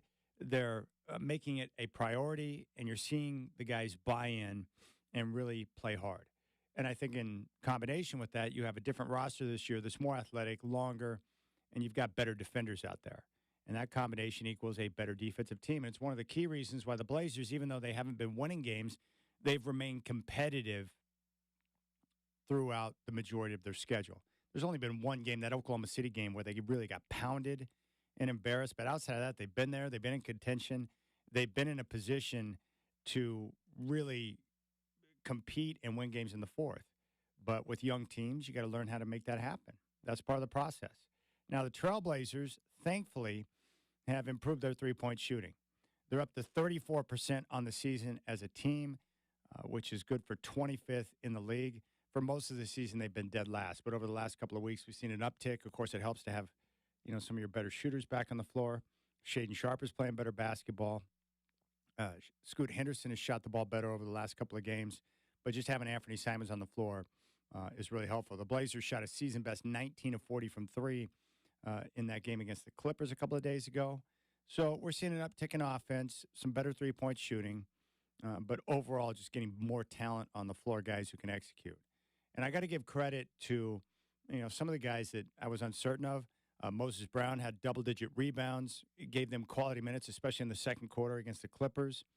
And Dwight, who is, he's kind of a different center, not your traditional back-to-the-basket guy. He's more of a pick and pop. He's played good basketball. A lot of these guys who I don't know or haven't had a chance to watch, journeyman, my mind usually goes to, that's not a very good basketball player. But, I get a chance to watch him play. I like Dwight. I like the way he's played. He's been aggressive. Now, obviously, the coaches have communicated that, hey, when you're in a position to take your shot and you've got an open look from downtown, don't be afraid to fire away. And that's cool. So I've been impressed. All these different guys who have played. Jabari Walker, great energy, defense. You can see the improvement in his game, especially with the way he put in work during the offseason. Scoot Henderson is making progress. Not as rapid as what we would want, but he's making progress. Love the development of Shaedon Sharpe, the confidence he's playing with. He's been one of their key players throughout the course of the year. And that's what I like to see. The young guys on this roster.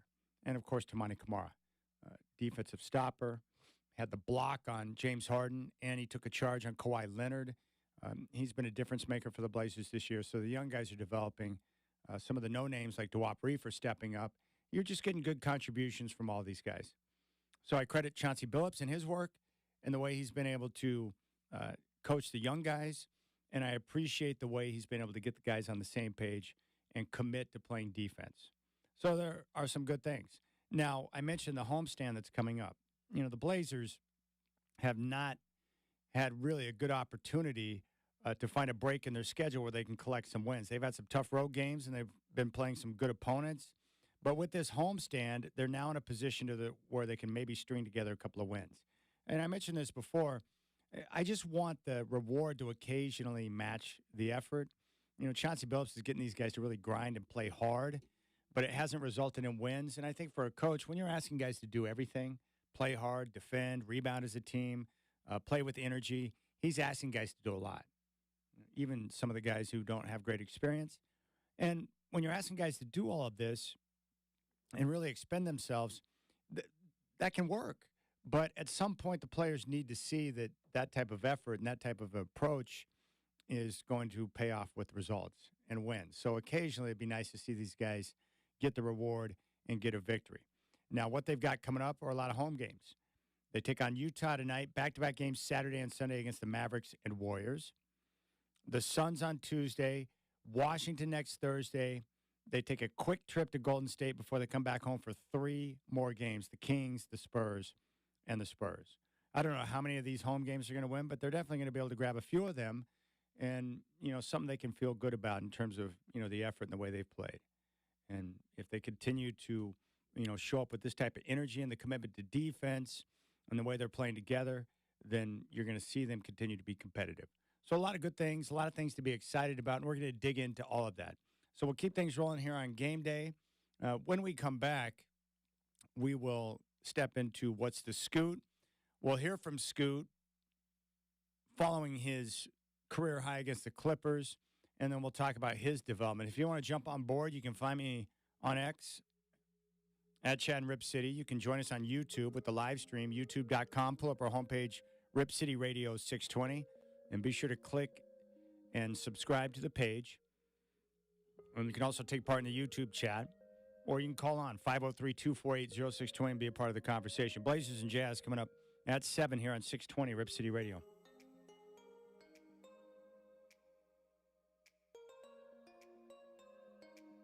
So what do you feel about this overall?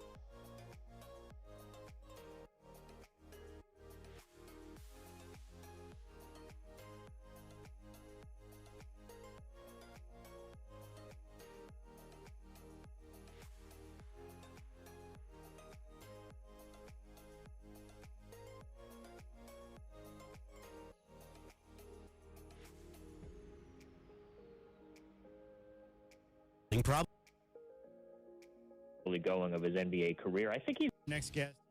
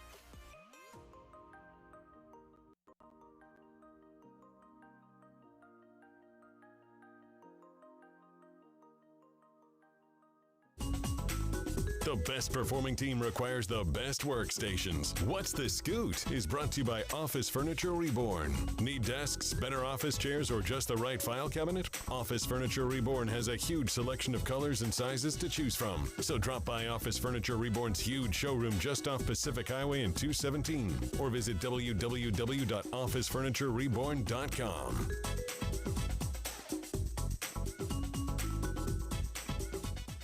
All right, Scoot Henderson, 8 of 16 from the floor, 19 points. That was his career high. And, you know, the big question is, did he look better because he made shots?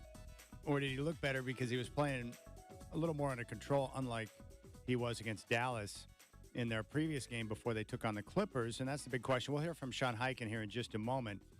But I want to take a listen to Scoot Henderson after the game. Brooke Olzendam starts out the conversation with Scoot 19 points, and I thought he looked really good, smooth. He was making shots, had a couple of good pull-up shots, showed a little runner, showcasing some different things where you can tell that he's been able to work. So let's take a listen to Scoot. Another tough loss. What did you feel about this overall performance from the team? Feel good about it, started off a little slow, but, it'd be like that some days. But, as long as we got back to what we do, and that's getting stops, that's playing fast, playing together. Another tough loss, like you said, so we're just trying to figure out ways to finish the game and deep down in the stretch and just come more together as the ball game gets down to the wire. You had a career high. How did you feel about the way you played tonight? Felt all right. Just my main thing is winning. So, if we didn't win, it's like it don't really matter. Obviously, it's gonna come. The point's gonna come. I'm never tripping on that. I'm getting the opportunity. With this team, I'm able to play fast. I'm able to play my game. So, I'm never really tripping on the points. Whether I have a good game or bad game, my main thing is winning. That's what I'm here to try to impact. Is winning and getting stops and converting on the other side. So, feel good though. Feel all right. I know you obviously you want to win, but you shooting well I think helps the team win. Tonight you shot 50%. How do you feel like that part of your game is coming around? I work on it, so it's like the work gonna show. I just keep my faith in God and keep my faith in the work I put in. Like just trusting my work, and a lot of people say that, but that's what I do. And when I go out there and have confidence in what I was doing the day before, watching the film, just trying to get better every day. Chauncey mentioned that coming off the bench, he'd talked to you about, you'd be able to kind of survey and kind of see what the team needs when you come off the bench. What have you thought about kind of the way that works with you coming off the bench? Yeah, it's different. It's different for sure. I had a high school coach, Coach Cool. He always said coming off the bench is harder than starting because, you got to match the intensity of the other team. You got to match the intensity of someone you just subbed out. So imagine me subbing out Tease on the defensive end. So just trying to come back in and match that energy and give a little boost that the team needs. And like you said, Chauncey was basically explaining to me how I can see the game and while I'm on the bench and when I get out there, try to impact it. And tonight it was just playing fast. I seen, the other team was playing fast and just trying to match that energy. So There's Scoot, work on a show. I love those comments. And number one, as I've mentioned over the last couple of weeks, I love his demeanor, like the way he carries himself. I like his work ethic. Even through the early season struggles, it's not like he's unaware. He doesn't live in a cocoon. He knows that people are concerned about his struggles early on as a big-time draft pick. But he didn't panic. He didn't cry. He wasn't frustrated. He just knew he had to continue to put in the work because this is a process for him. So I like that approach. He's got some blue collar in him, which is really good. Now, coming off the bench, to be able to sit and watch the game, to get a feel and pay attention to what's going on, and then when you're called upon to go in there and get it done, I think that process can be very good for him. And he's right. It's hard to come off the bench because you got to come in without having a feel for the game, and you've got to understand what's going on so you know where to best insert yourself and how you can make a difference. Dwight's mentioned this, but there are people taking notice of some of the defensive efforts as well. But it's nice to see him starting to come around a bit on the offensive end. The shooting's a concern. I'm worried about it. In today's NBA, you got to be able to hit the three ball at a fairly decent percentage. You want the defense to respect you. And that's something he's going to have to continue to put a lot of work in so he can get that shooting percentage up, especially from downtown. Against the Clippers, not a problem. He made shots. And I asked Sean Hike in Rose Garden Report if he looked better because he made shots or, was it just an overall adjustment in his game. Here's what Sean Hiken had to say. I think it's not as much what you saw as much as what you didn't see. I feel like in a lot of these other games you would see either, there would be like one or two shots that he would take where you're just like, why is he taking that shot? Or just like a really overly ambitious pass that leads to a turnover or something like that. I didn't really see any of the same sort of, I guess for lack of a better term, rookie mistakes that you've seen from him a lot, in the early going of his NBA career. I think he's starting to figure some stuff out. Obviously not all the way there yet, but I think as it's gone on, like since he's come back from the ankle injury that had him miss a couple weeks near the beginning of the season, I think you're starting to see him figure some stuff out a little bit. All right, there's Sean Highkin. Yeah, he's starting to figure some stuff out. Work going to show. And that's what I've got confidence in. He's going to continue to put in the work. So Scoot Henderson is making progress. And my guess would be with Ant back, I think they're going to continue to bring him off the bench. And we can debate whether or not that's a good idea, but I think what they'll do, you got to start Shaden because he's one of the best players on the team. You got to start Ant because he is their best player. And then, you bring Brogdon and Scoot into the game. And, it does help for him to be on the floor with Brogdon because you get another ball handler out there that can take some pressure off of him. They have a logjam at guard right now. I think that's what they're going to do, Burkhart. I think they're going to go with Ant and Shaden, and they'll bring Brogdon and Scoot off the bench. I think that's what they're going to do.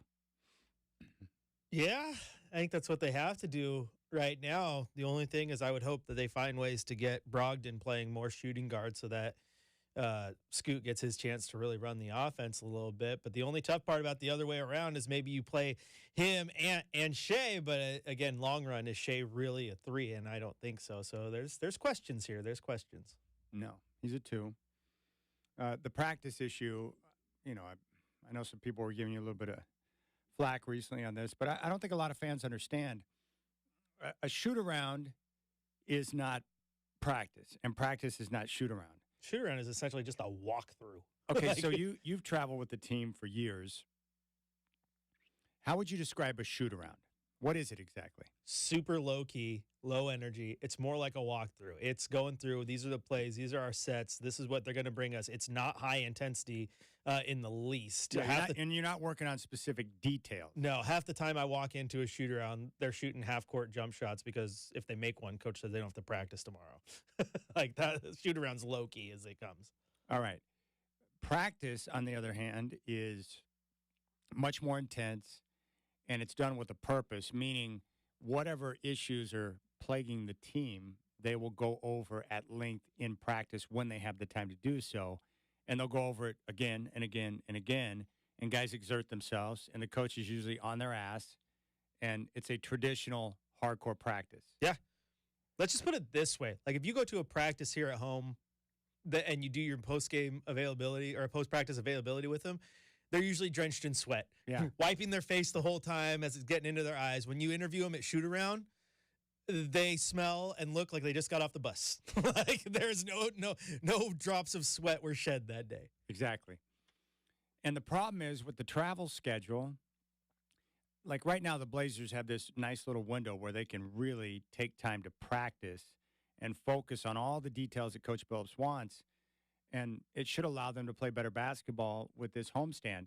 But how often do they get that throughout the course of a full season? 3, maybe 4 times? Yeah, very, very, very few and far between. As I was pointing out, like at the practice facility here, they have that whole system, right? They're around that videotapes them, watches them. It announces what their shot angle is as soon as they release it so they can fix it because they know exactly where they're supposed to be. They don't have that on the road when they're practicing at local high school gyms, which happens more often than you think. It's not like they have a designated practice spot in every city or they're always available to go to the actual arena. No, I have been to shoot-arounds at no foolin' high school gyms.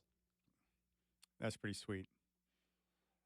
Well, the good thing about Scoot, the word that I hear or what I'm hearing about him, from the team, it's all good. Attitude, approach, work ethic, the way he conducts himself. Like he's got the makings of what you want to see in a young player. And when you have that makeup and you're willing to put in the time and listen and practice, he'll get better. He'll make progress. I truly think so. All right, let's keep things rolling here on the show. We're going to hear more from Highkin. He said something I did not expect, and I've got to get Chris's thoughts on this. I really didn't expect it. Like, it wasn't even a consideration in my mind, and now, like usual, I'm all twisted up. So we'll get to that coming up next. Tip-off's coming up at 7, Blazers and Jazz here on 620 Rip City Radio.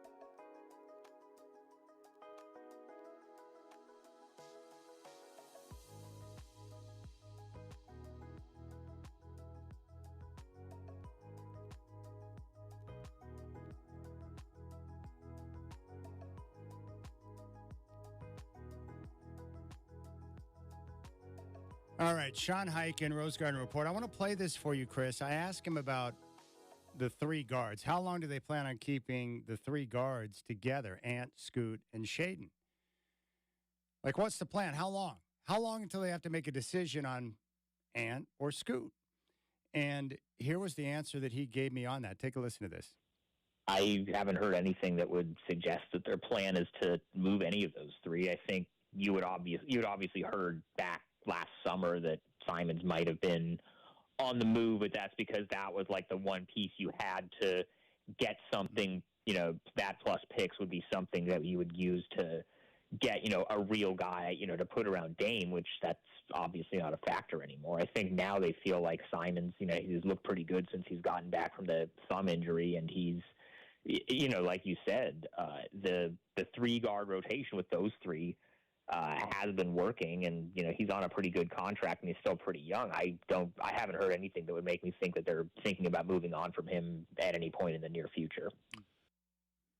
There you go. That was a little bit different than what I had anticipated. So my question is, do you think they're going to plan on keeping the three guards long term?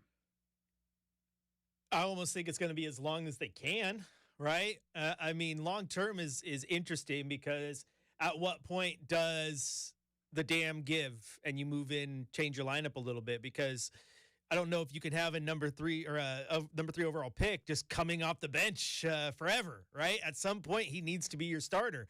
So then who gets relegated to the bench if you keep all three of them long term? Is it Shea or is it Ant? And the thing is, Ant right now is playing like a budding star. Like he has star potential and he's showing it.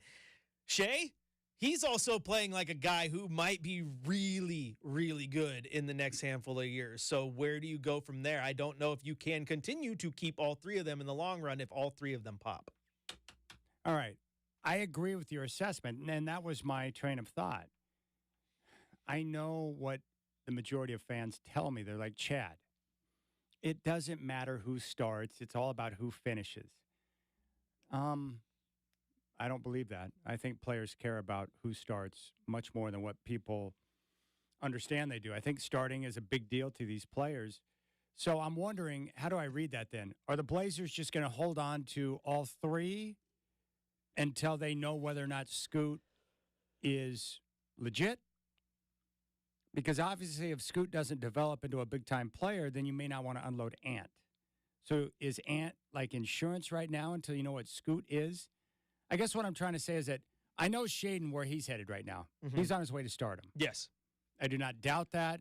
He just needs more time, but he is popping right in front of our eyes. He's emerging as a big-time player. Ant already is a big-time player. Mm-hmm. And the great thing about Ant is that he has not reached his peak. He's got a lot more growth and development. He's only going to get better.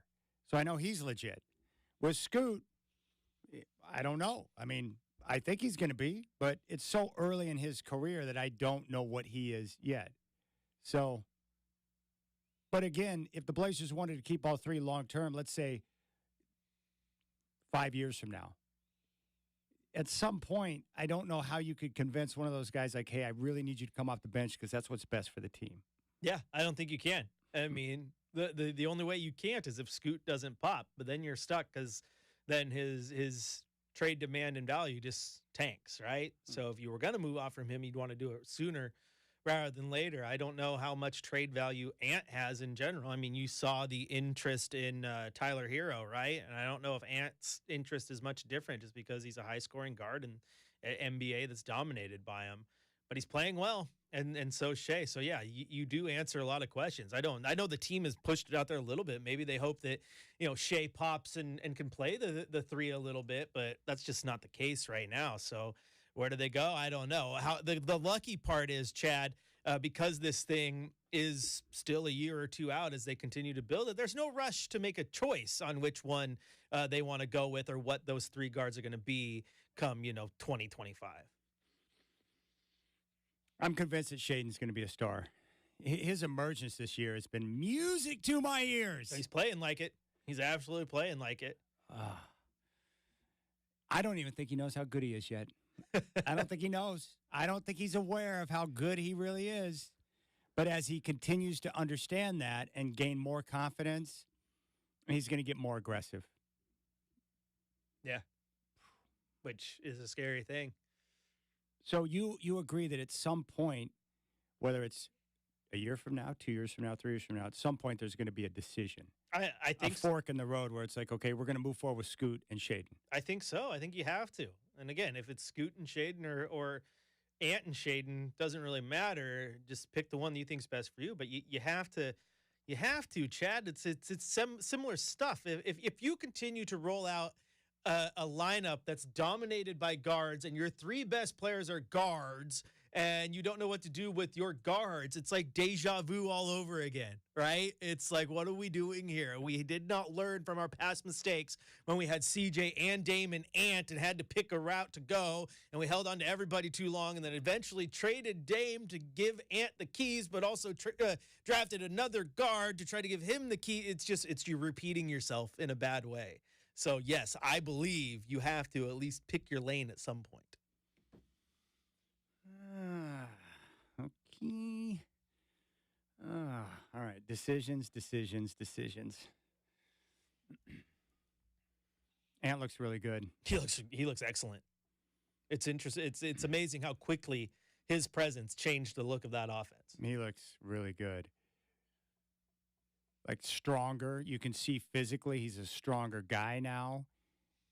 He's still getting stronger. The offensive game it's basically limitless. He can get to any spot he wants. He can shoot with either hand. He can attack the rim. He's learning to finish with contact. He can shoot from deep. He's got the full package offensively. Well, you know what you said about Shea a second ago about how you don't know if Shea truly knows how good he is or how good he can be. With Ant, like when I watch him right now, I'm like, he's playing with a swagger I haven't seen before. It's like finally Ant is good and knows that he's good.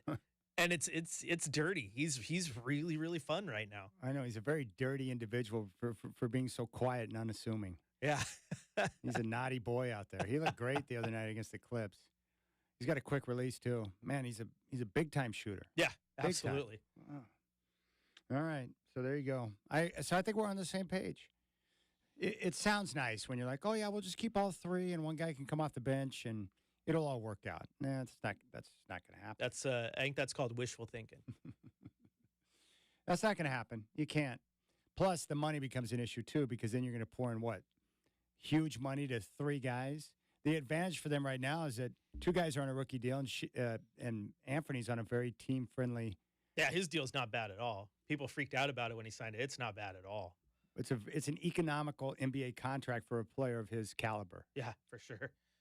So, yeah, where they go, I don't know. All I know right now is I'll say this. I don't know if I expected the duo of Ant and Shea to look so good together.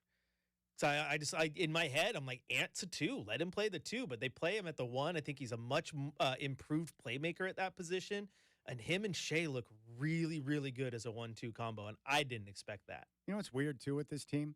They have a lot of good dudes on the team, but you wouldn't know it because they don't talk a lot. Like, there's not really that one voice on the team. Jeremy Grant's a good dude, but he's quiet. Anthony Simons is very unassuming, quiet. I think Scoot might be the voice, but he can't be the voice yet. He might be. The most dynamic personality of all the guys, I think, might be Scoot Henderson. Might be. But when you hear him talk, he obviously is smart, and people have talked to him because he's reserved in how he handles himself because he knows it's not his team yet. Mm-hmm. Smart, and he doesn't have any thus far any foot in mouth moments. I have plenty of those. That's the story of my life. Let me just insert this foot in my mouth. All right, we'll come back on game day, and when we do, we'll go into the coach's corner, and we're going to hear from Chauncey Billups from practice yesterday. Blazers and Jazz coming up at 7. Curtis Long, the principal. What's up, Curtis? He's got the pregame show coming up at 6 o'clock.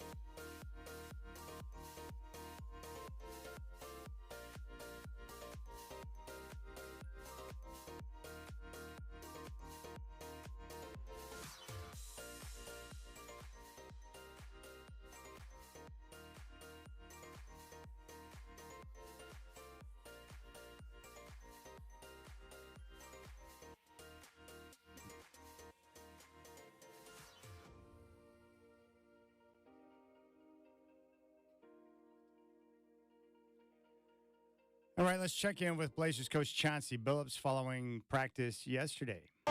Coach, it seemed like a very fun, active, but light practice, if you will. What did you guys focus on? We focused on a few things, like some of our late game execution stuff. We walked today, talked, and taught it and watched it in the film room. And then we just kind of came out and went through some of the things and just trying to sharpen up and tighten up, some improvement areas for us. But it was fun. It was easy going, pretty good day. Any injury updates? Let's see, Jeremy, he hasn't been cleared yet, but he's getting better. Been coming out on the court a little. Malcolm and DA was out here both today. So, we'll see with them tomorrow, but I think there's a chance for both guys, so not sure yet, though. Do they practice fully, or? No. Coach, I think we all see the impressive numbers that Ant has put up since he's been back. Is there anything unique or noteworthy about the way he's doing it to you? What I've been most impressed with Ant about is his poise and his leadership. He's able to see things now that I don't think he was able to see last year. As far as defenses shifting and things like that, you'll see him sometimes. You watch him closely with the ball and calling out what the defense is getting ready to do, and then calling that guy into action. Those are things that only come with confidence and just kind of maturity and studying, if that makes sense. And it's been really fun to watch it, because I've been on him about it for a while now. Just kind of, you got to be a step ahead, because teams are going to be trapping you and teams are going to be trying to get the ball out of your hands. So you got to have a plan for that stuff. And he's been so much better. That anticipation and stuff is like what players are talking about when things slow down, right? Yes. And like you said, that's what you need to take that next jump. Absolutely. I mean, that's always the time in all. Whether you become a great player or a good player or whatever, it's always a time that things start to make sense to you. And that's what people say is the game is slowing down for me. Boom, I can play fast but think slow. And that moment is happening for Ant. And it's just a beautiful thing. He's able to pick his spots a lot of times. Obviously he's playing great, and everybody sees that. And because of that, coverages will start being tighter on him, so even having a plan for that. I've been a little surprised / impressed by his playmaking. And I'm getting more and more convinced that he might be a one. Do you still see him as a one, or do you? I just see him as a basketball player, to be honest with you. But I think if he had to play the one full time, he'd be elite. I think if he has to play the two full time, he could be elite there too. So he's gonna be doing both. With the way that we're constructed right now. But his playmaking, to your point, that too only comes with reading coverages. And we talk about these things the morning of. All right, we know that they in a down coverage on the side, and up top they're gonna push you left. And all right, what we looking for tonight? All right, we gotta cut the nail. We gotta, we talk about these things far before the game starts. But you still got to do it, and he's actually doing it. I've heard you compliment his defense since he's been back. Can you give a scene or a little snapshot of when you were impressed by his defense? Well, I had a couple clips on our edit today with his defense. The Clippers attacked him, and they put him in this play that I know that they try to attack defenders. And they had Kawhi, and he never gave ground. I mean, he's fighting. His toughness, he's just not giving in to anything. He's pressuring the ball. And then there were some times we had him on Terrence Mann. Now he's like a rover, and he's able to go and help people and direct and talk to people. And he was like a free safety back there, and he was just helping everybody. And we, because of his intelligence defensively in the game, we were able to have the guy that we wanted them to shoot the three to shoot it. And it was really all because of Ant. So for clarity on the Kawhi thing, he just didn't die on a screen, or did he? No, he didn't die. He didn't. Not only did he not die on the screen, he jumped out and jump switched it with physicality, if that makes sense. And then they still ISO'd him, and he just kept playing with physicality and fighting and scrapping the whole time, which is progress. Yeah. You know, it's progress. And I just see him taking that end of the floor so personal, man. And I just love it. I really do. I love it. How are you eyeing these next 9 games? Got 8 of 9 at home, some losing teams. You guys got a chance to pick up a bunch of wins. Man, I'm eyeing the next game. There's no sense that we could pick up a bunch of wins and maybe get back No, into the bro, kind of race? we're not good enough for that. All right, that's You know what fair. I'm saying? We're not good enough for that, bro. Like, we have to win a game. And then we go on to the next. No, seriously, though. You know what I mean? Like, we're not mature enough, and we're not good enough to look ahead. Like, we have to, like, every single game is an opportunity for us. And hopefully we get healthier. And it's going to be amazing to be at home. It's actually going to be weird to be at home playing a lot of games. But we've played much better on the road. And so those are things that I'm thinking about is we got to bring our game to the house. And if we do, and we play a little more focused, then maybe we can have an opportunity. But no, man, we can't do that. We're not good enough for that, bro. Okay. I wish we were, but not yet. Has it been hard to keep guys kind of on the path of, like, if you keep doing the stuff that you're telling them to do, like, eventually the results are going to be there, when, like, a lot of these games you guys have been in it against good teams and haven't been able to compete in the end? It hasn't been hard at all, and that's a credit to our guys. I mean, we've lost so many games that we sit here like, man, we had that game. And then we come in and we watch it. You know, we watch the last 3 minutes of, if we could have set a screen here this time, or why are we slipping out, or, man, we fouled right here, we didn't need to. Why did we double that? Like, it's just small things that either keep you here or propel you, you know, and we haven't been able to do the small things when it counts the last 3 minutes. So, but the good thing about it, credit to these guys, is, man, we lose tough games, man, we turn the page so fast, you know. But I want us to turn the page after we've learned from it, you know, if that makes sense. And we've been doing a great job. Like, for instance, I was proud as heck of us. The emphasis in the Clipper game is, I thought the very first game of the year, they were so physical, they took us out of everything. So my challenge to our team was that can't happen. And we're a totally different team now, but that can't happen. And it didn't. But they still got 43 points in the first quarter. But our defense was solid, they just didn't miss a shot. And we stayed locked in on what we were supposed to do, and we give up 23 points in the second quarter, get ourselves back in it. Those things are a big deal to me, you know. It speaks to the resolve you have and the belief that our guys have. There's Coach Billups at practice as the Blazers get ready to take on the Jazz tonight. Boy, Chauncey Billups sounding better and better by the moment.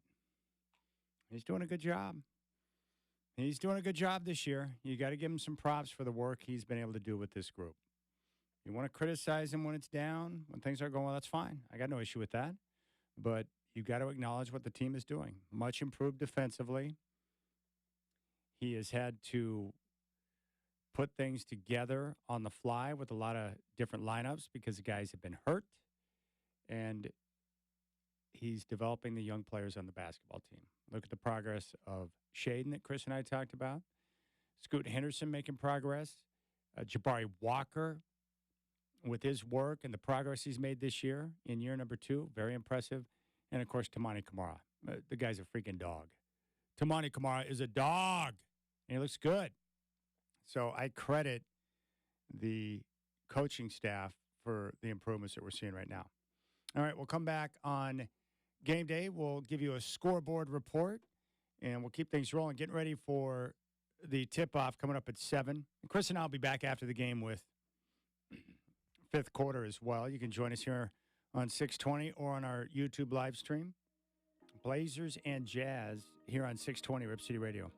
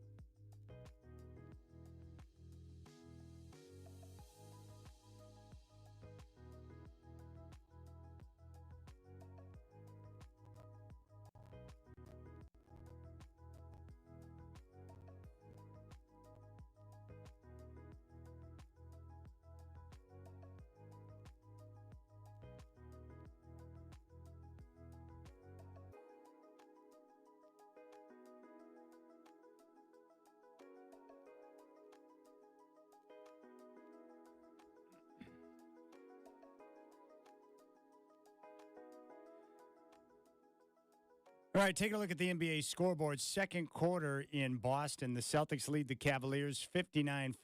Jaylen Brown with 16 points. Second quarter in Miami, the Bulls on top of the Heat 53-43. Kobe White with 12 points and 7 assists thus far. 5:30 tip coming up in just a couple of minutes in Dallas. Timberwolves and Mavericks, Minnesota favored by 1.5. They are your current leaders in the Western Conference. 6 o'clock tip in Denver. Nuggets host the Nets. Denver favored by 9.5.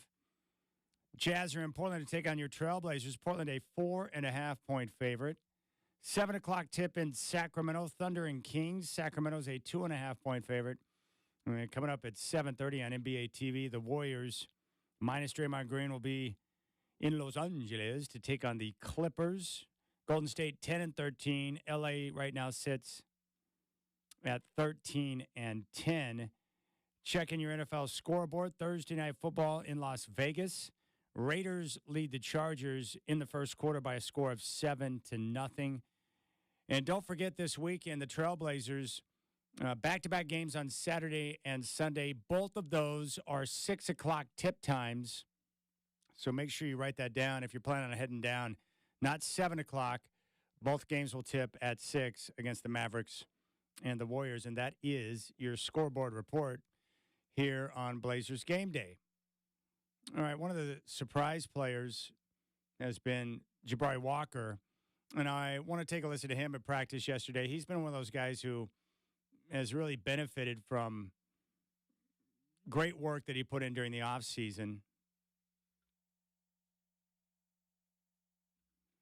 So let's take a listen to Jabari Walker. I appreciate the work, but, you know, the defensive intensity, we saw him use his body in smart ways against Russell Westbrook the other night. Just, you know, his understanding of the game, everything's coming along. How many family members and friends did we have last game, and how fun was that to have them in attendance? I had at least 8, and it was amazing. Yeah, after the game, I was so excited to see them, so happy. I took so many pictures. I was surprised how well my sisters knew everyone on the team, though. They're like, can I take a picture with Thibault? Can I take a picture with Sharp? That's my favorite player. I'm like, you guys never talk to me about this type of stuff. So I was like, Matisse, can my sister take a picture with you? Like, it felt weird for them to be fans, but they watch all the games and they have favorite players, just like any other basketball fan. So that was cool. I got a nice chat with your mom. Does she have a favorite player? Me, yeah, me for sure.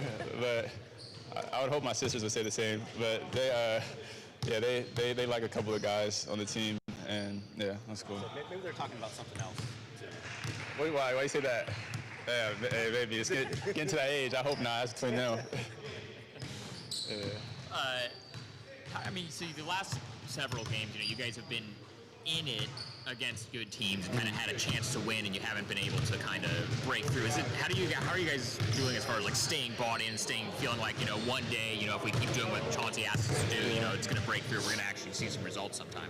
Yeah, we just know that we have the capability to win every game, and for it to at least be a close game whenever we play. So we know it's most likely going to come down to situations like that, and I think teams just have a little bit of edge of experience over us right now.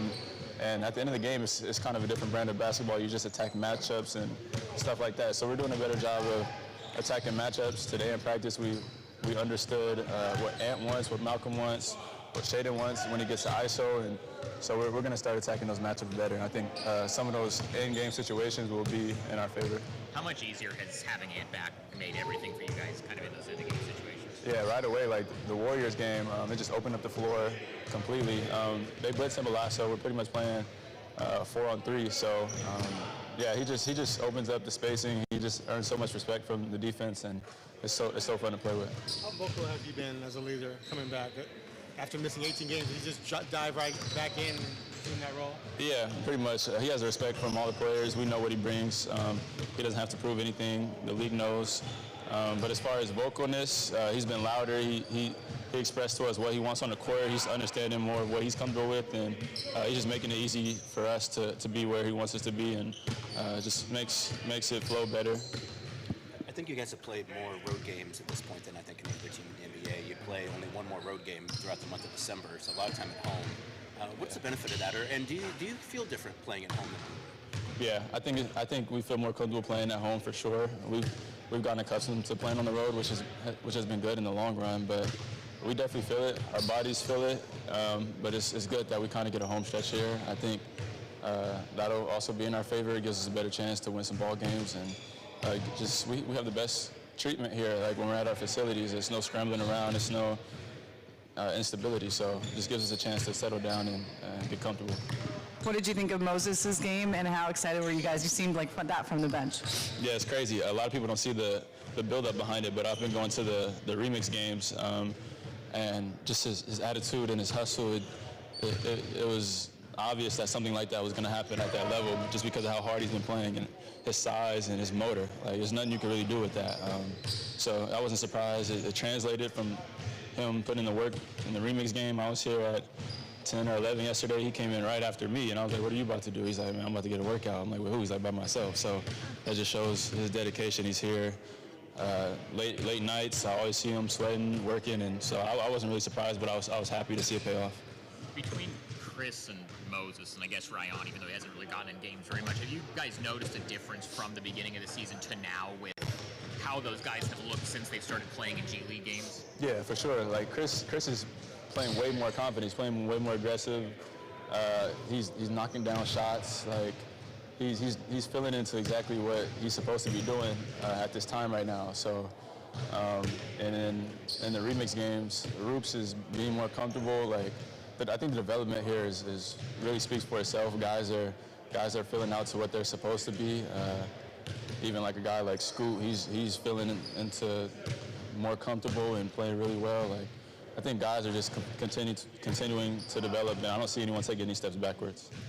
What did you think of Shaden crossing over Dan Tice the other day, or David Tice, I should say? Say it again? What do you think of Shaden cross over Tyson? Man, I was in a game at that time, and usually I'm so locked in and during stuff like that, and I didn't really see it. I was like, did Shaden just hit him with a move that I was so confused. I didn't know if he got pushed or. But then everyone went, oh, I was like, okay, yeah, I'm going to see that later. I was more focused on, like, boxing out and looking at the rim, but in my peripheral, I seen him falling all the way across the floor. I was like, okay, yeah, I can't wait to see that one on my phone. Well, the reason I asked, too, because Scoot was out there, too, and there's video of him. Yeah, he's like puts his hands on his head when he does it. Yeah. He came back in the locker room. He was like, man, I was in shock. He's like, you're going to see me put my hand on my head in the video. I looked at him. I was like, he actually did that in game. But, yeah. Casey mentioned 8 out of the next 9 at home, right? And a lot of those teams you're going to play have losing records. Are you guys at all like thinking we can pick up a bunch of wins here and climb back out? Are you standing and watching it all? For sure, that's the attitude. Not necessarily just because they have the losing records, but because we have guys coming back. They're getting healthier. The energy today was great. We all feel it. When we have the whole squad healthy, like look at who we have. We have great players. We have a great bond. I think we should really start winning some ball games, and our attitude has been great even with the adversity we face. So I feel like we deserve some upside, and we're a team that has stuck together through adversity. So it's only up from here, I believe. That's a great young man right there. How about that crossover Burkhart that Shaden put on Tice? Dude, it was so good. He shattered his ankles, and the only thing that was missing from that was when Tice, he stumbled. I thought he was going to go just down like a ton of bricks, and he did not fall. That was the only thing lacking from that move by Shaden. It was awesome. Yes, I was just glad that Shaden finished the play, right? The nothing but net. You can't get that kind of crossover and then brick a shot. It was pretty nasty, though. Man, we're seeing a lot of that. The other two parts of that game that I love were the block that Tamani had on Harden and the charge he took on Kawhi. Boom, boom. It's big time. Tamani's been incredible, man. We've talked so much about him, and they still haven't talked enough about him. He's been great. What a find. What a find. Oh, that's good. All right, we'll keep things rolling. We're going to come back, and when we do, we got our keys to the game. We also have Coors Light Cold Hard Facts. Curtis Long standing by. He'll have your Trailblazer pregame show coming up at 6. Tip-off is coming up at 7. Chris Burkhart and Chad Doing with you here on 620 Rip City Radio.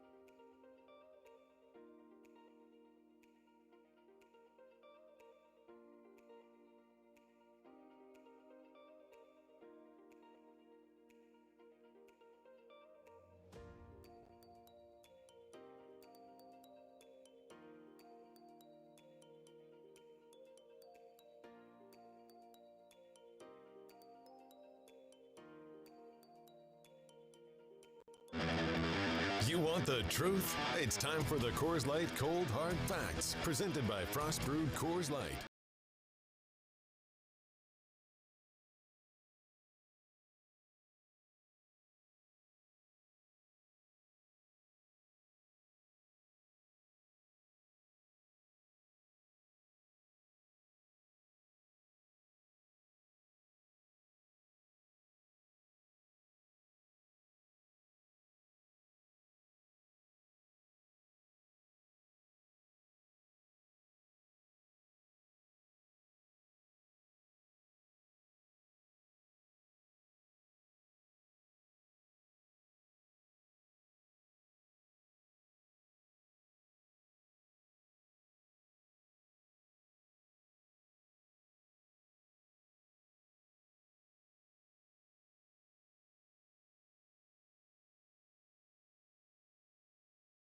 Activity, encouraging him to be Draymond because he helps him win basketball games. It's pretty clear the league does not want this type of behavior to take place on the floor. So the only way you're going to get Draymond's attention is to send a hefty punishment and drop the hammer. That way, he will understand that, hey, I've got to clean some things up as I continue to proceed moving forward. But until then, Draymond's going to continue to do what he does.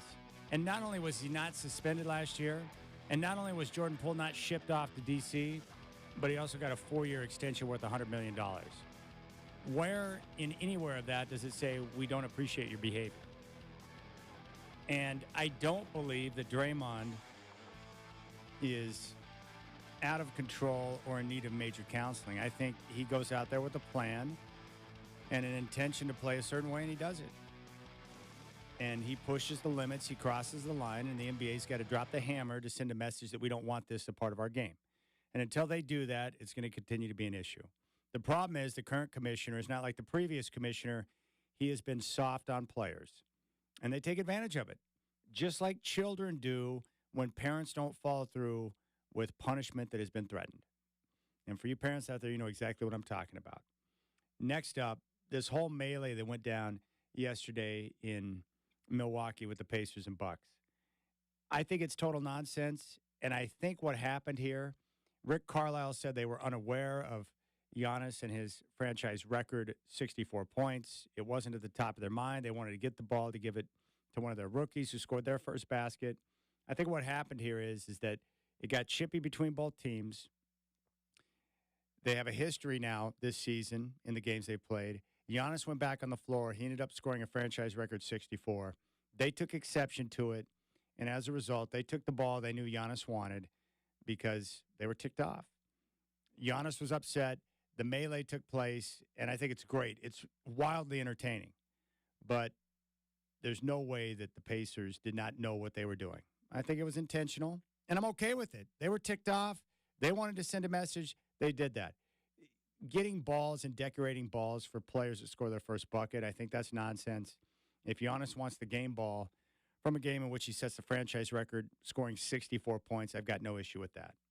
It's Giannis, one of the best players on the planet. He set the franchise record with 64 points. Give him the game ball.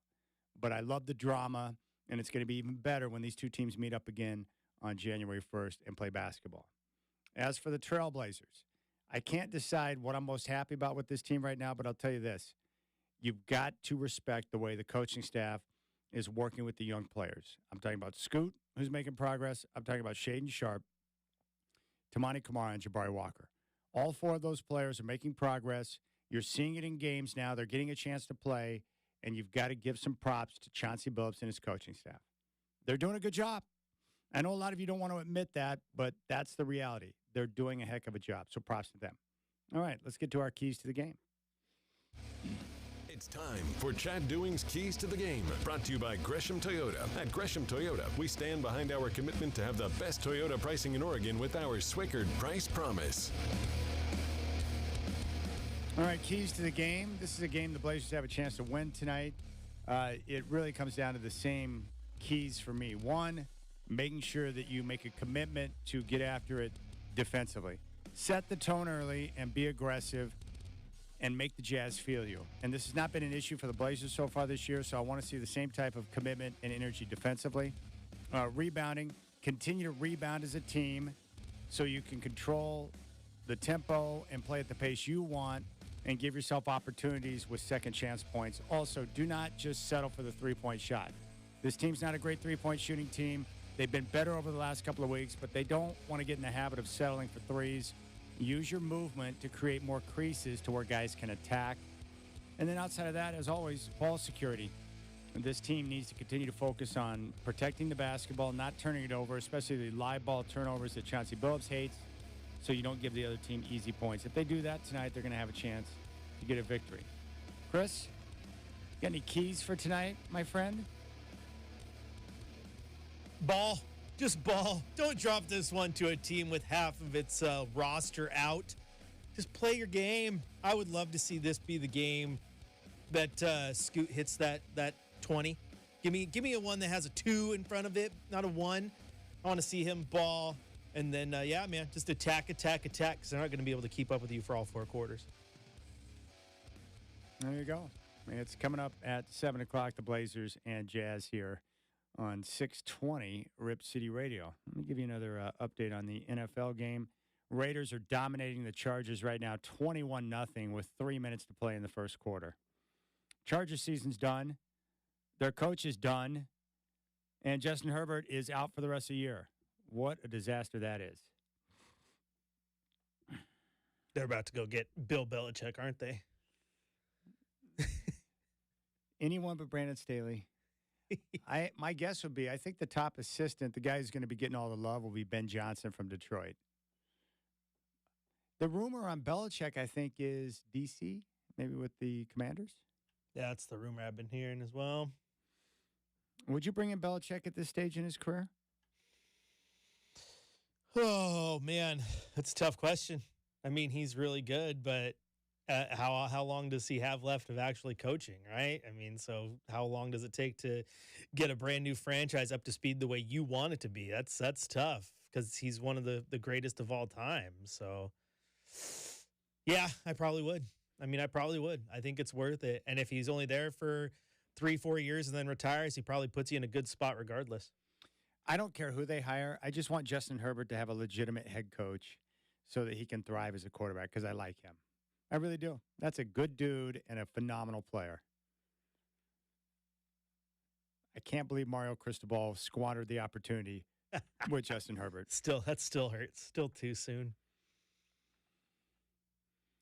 Guys like that don't come around too often. You might want to capitalize on it. I kind of wish Herbert, could have been drafted that way, quite honestly, had it all worked. But I kind of wish he was in Miami with McDaniels.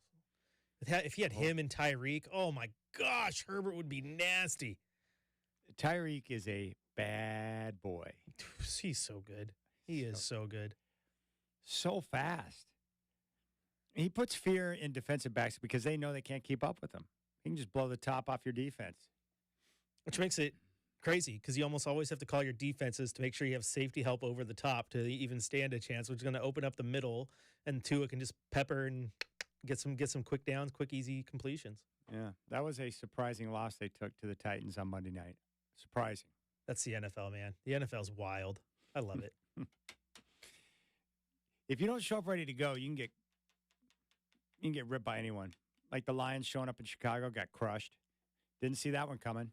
That's the crazy part about the NFL. Like even in the NBA, like the Pistons aren't walking in to Denver playing a healthy Denver team and likely winning that game, right? Baseball, same. But in the NFL, the worst team in the NFL can walk into the best team's house, and on any given Sunday, crazy stuff can happen. The league has created exactly what they want, where they have the best teams, the separation from the best down to the bottom. It's not that much because the talent is, man, it's close. Makes it fun. All right, so the Blazers, as I mentioned before, this is the start of a nice little homestand, so you're going to have a chance to really get after it. And hopefully, I think a great opportunity to get some wins, but more importantly, get some rest, the practice time, which has been critical, and we'll see how things continue to shake out. But here's what's coming up on the slate for the Blazers. They'll take on the Jazz tonight. Saturday and Sunday, back-to-back home games, 6 o'clock tips for both the Dallas Mavericks and the Golden State Warriors. They're home Tuesday against the Phoenix Suns. and then they'll host the Wizards on December 21st. They'll play one road game before Christmas on the 23rd, which is a Saturday. And then they're back home for 3 more games on the 26th, the 28th, and the 29th. Sacramento, San Antonio, and San Antonio. So that's what's coming up. A great opportunity for the Blazers now with a ton of home games coming up to continue to compete and hopefully get some rewards for their efforts because this team has been, really getting after it, which is nice. It's refreshing and fun to watch. I'm really enjoying watching this team play. And they've got, 6 wins on the season? But the way they compete, the way they've, been able to hang in there against some of the better competition in the NBA, the way they're defending, big improvement on defense, and the young guys getting a chance to step up and play has been nice. Quality across the board. All right, Curtis Long has got your Trailblazer pregame show, which is coming up next. Travis Demers and Mike Holton on the call for the play-by-play. Game will tip off just after 7, and then Chris and I will come back after the game for the 5th quarter. Again, go to youtube.com, and you can pull up our homepage, which is Rip City Radio 620. Subscribe to the page, but you'll find all the live links there for our local shows. 5th quarter, always, game day, Rip City Mornings, Rip City Drive, and Courtside Mondays with Chris Burkhardt. And you can take part in the YouTube chat. All right, enjoy the game tonight, my friends, and we'll be back with you on the 5th following the game tonight.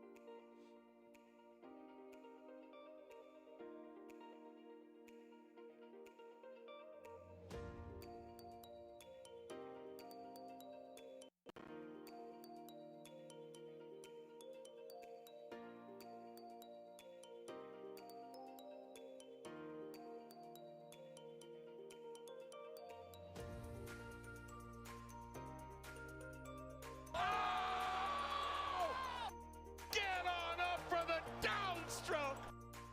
Up and in. Yes. Booyah. Let's get out of here.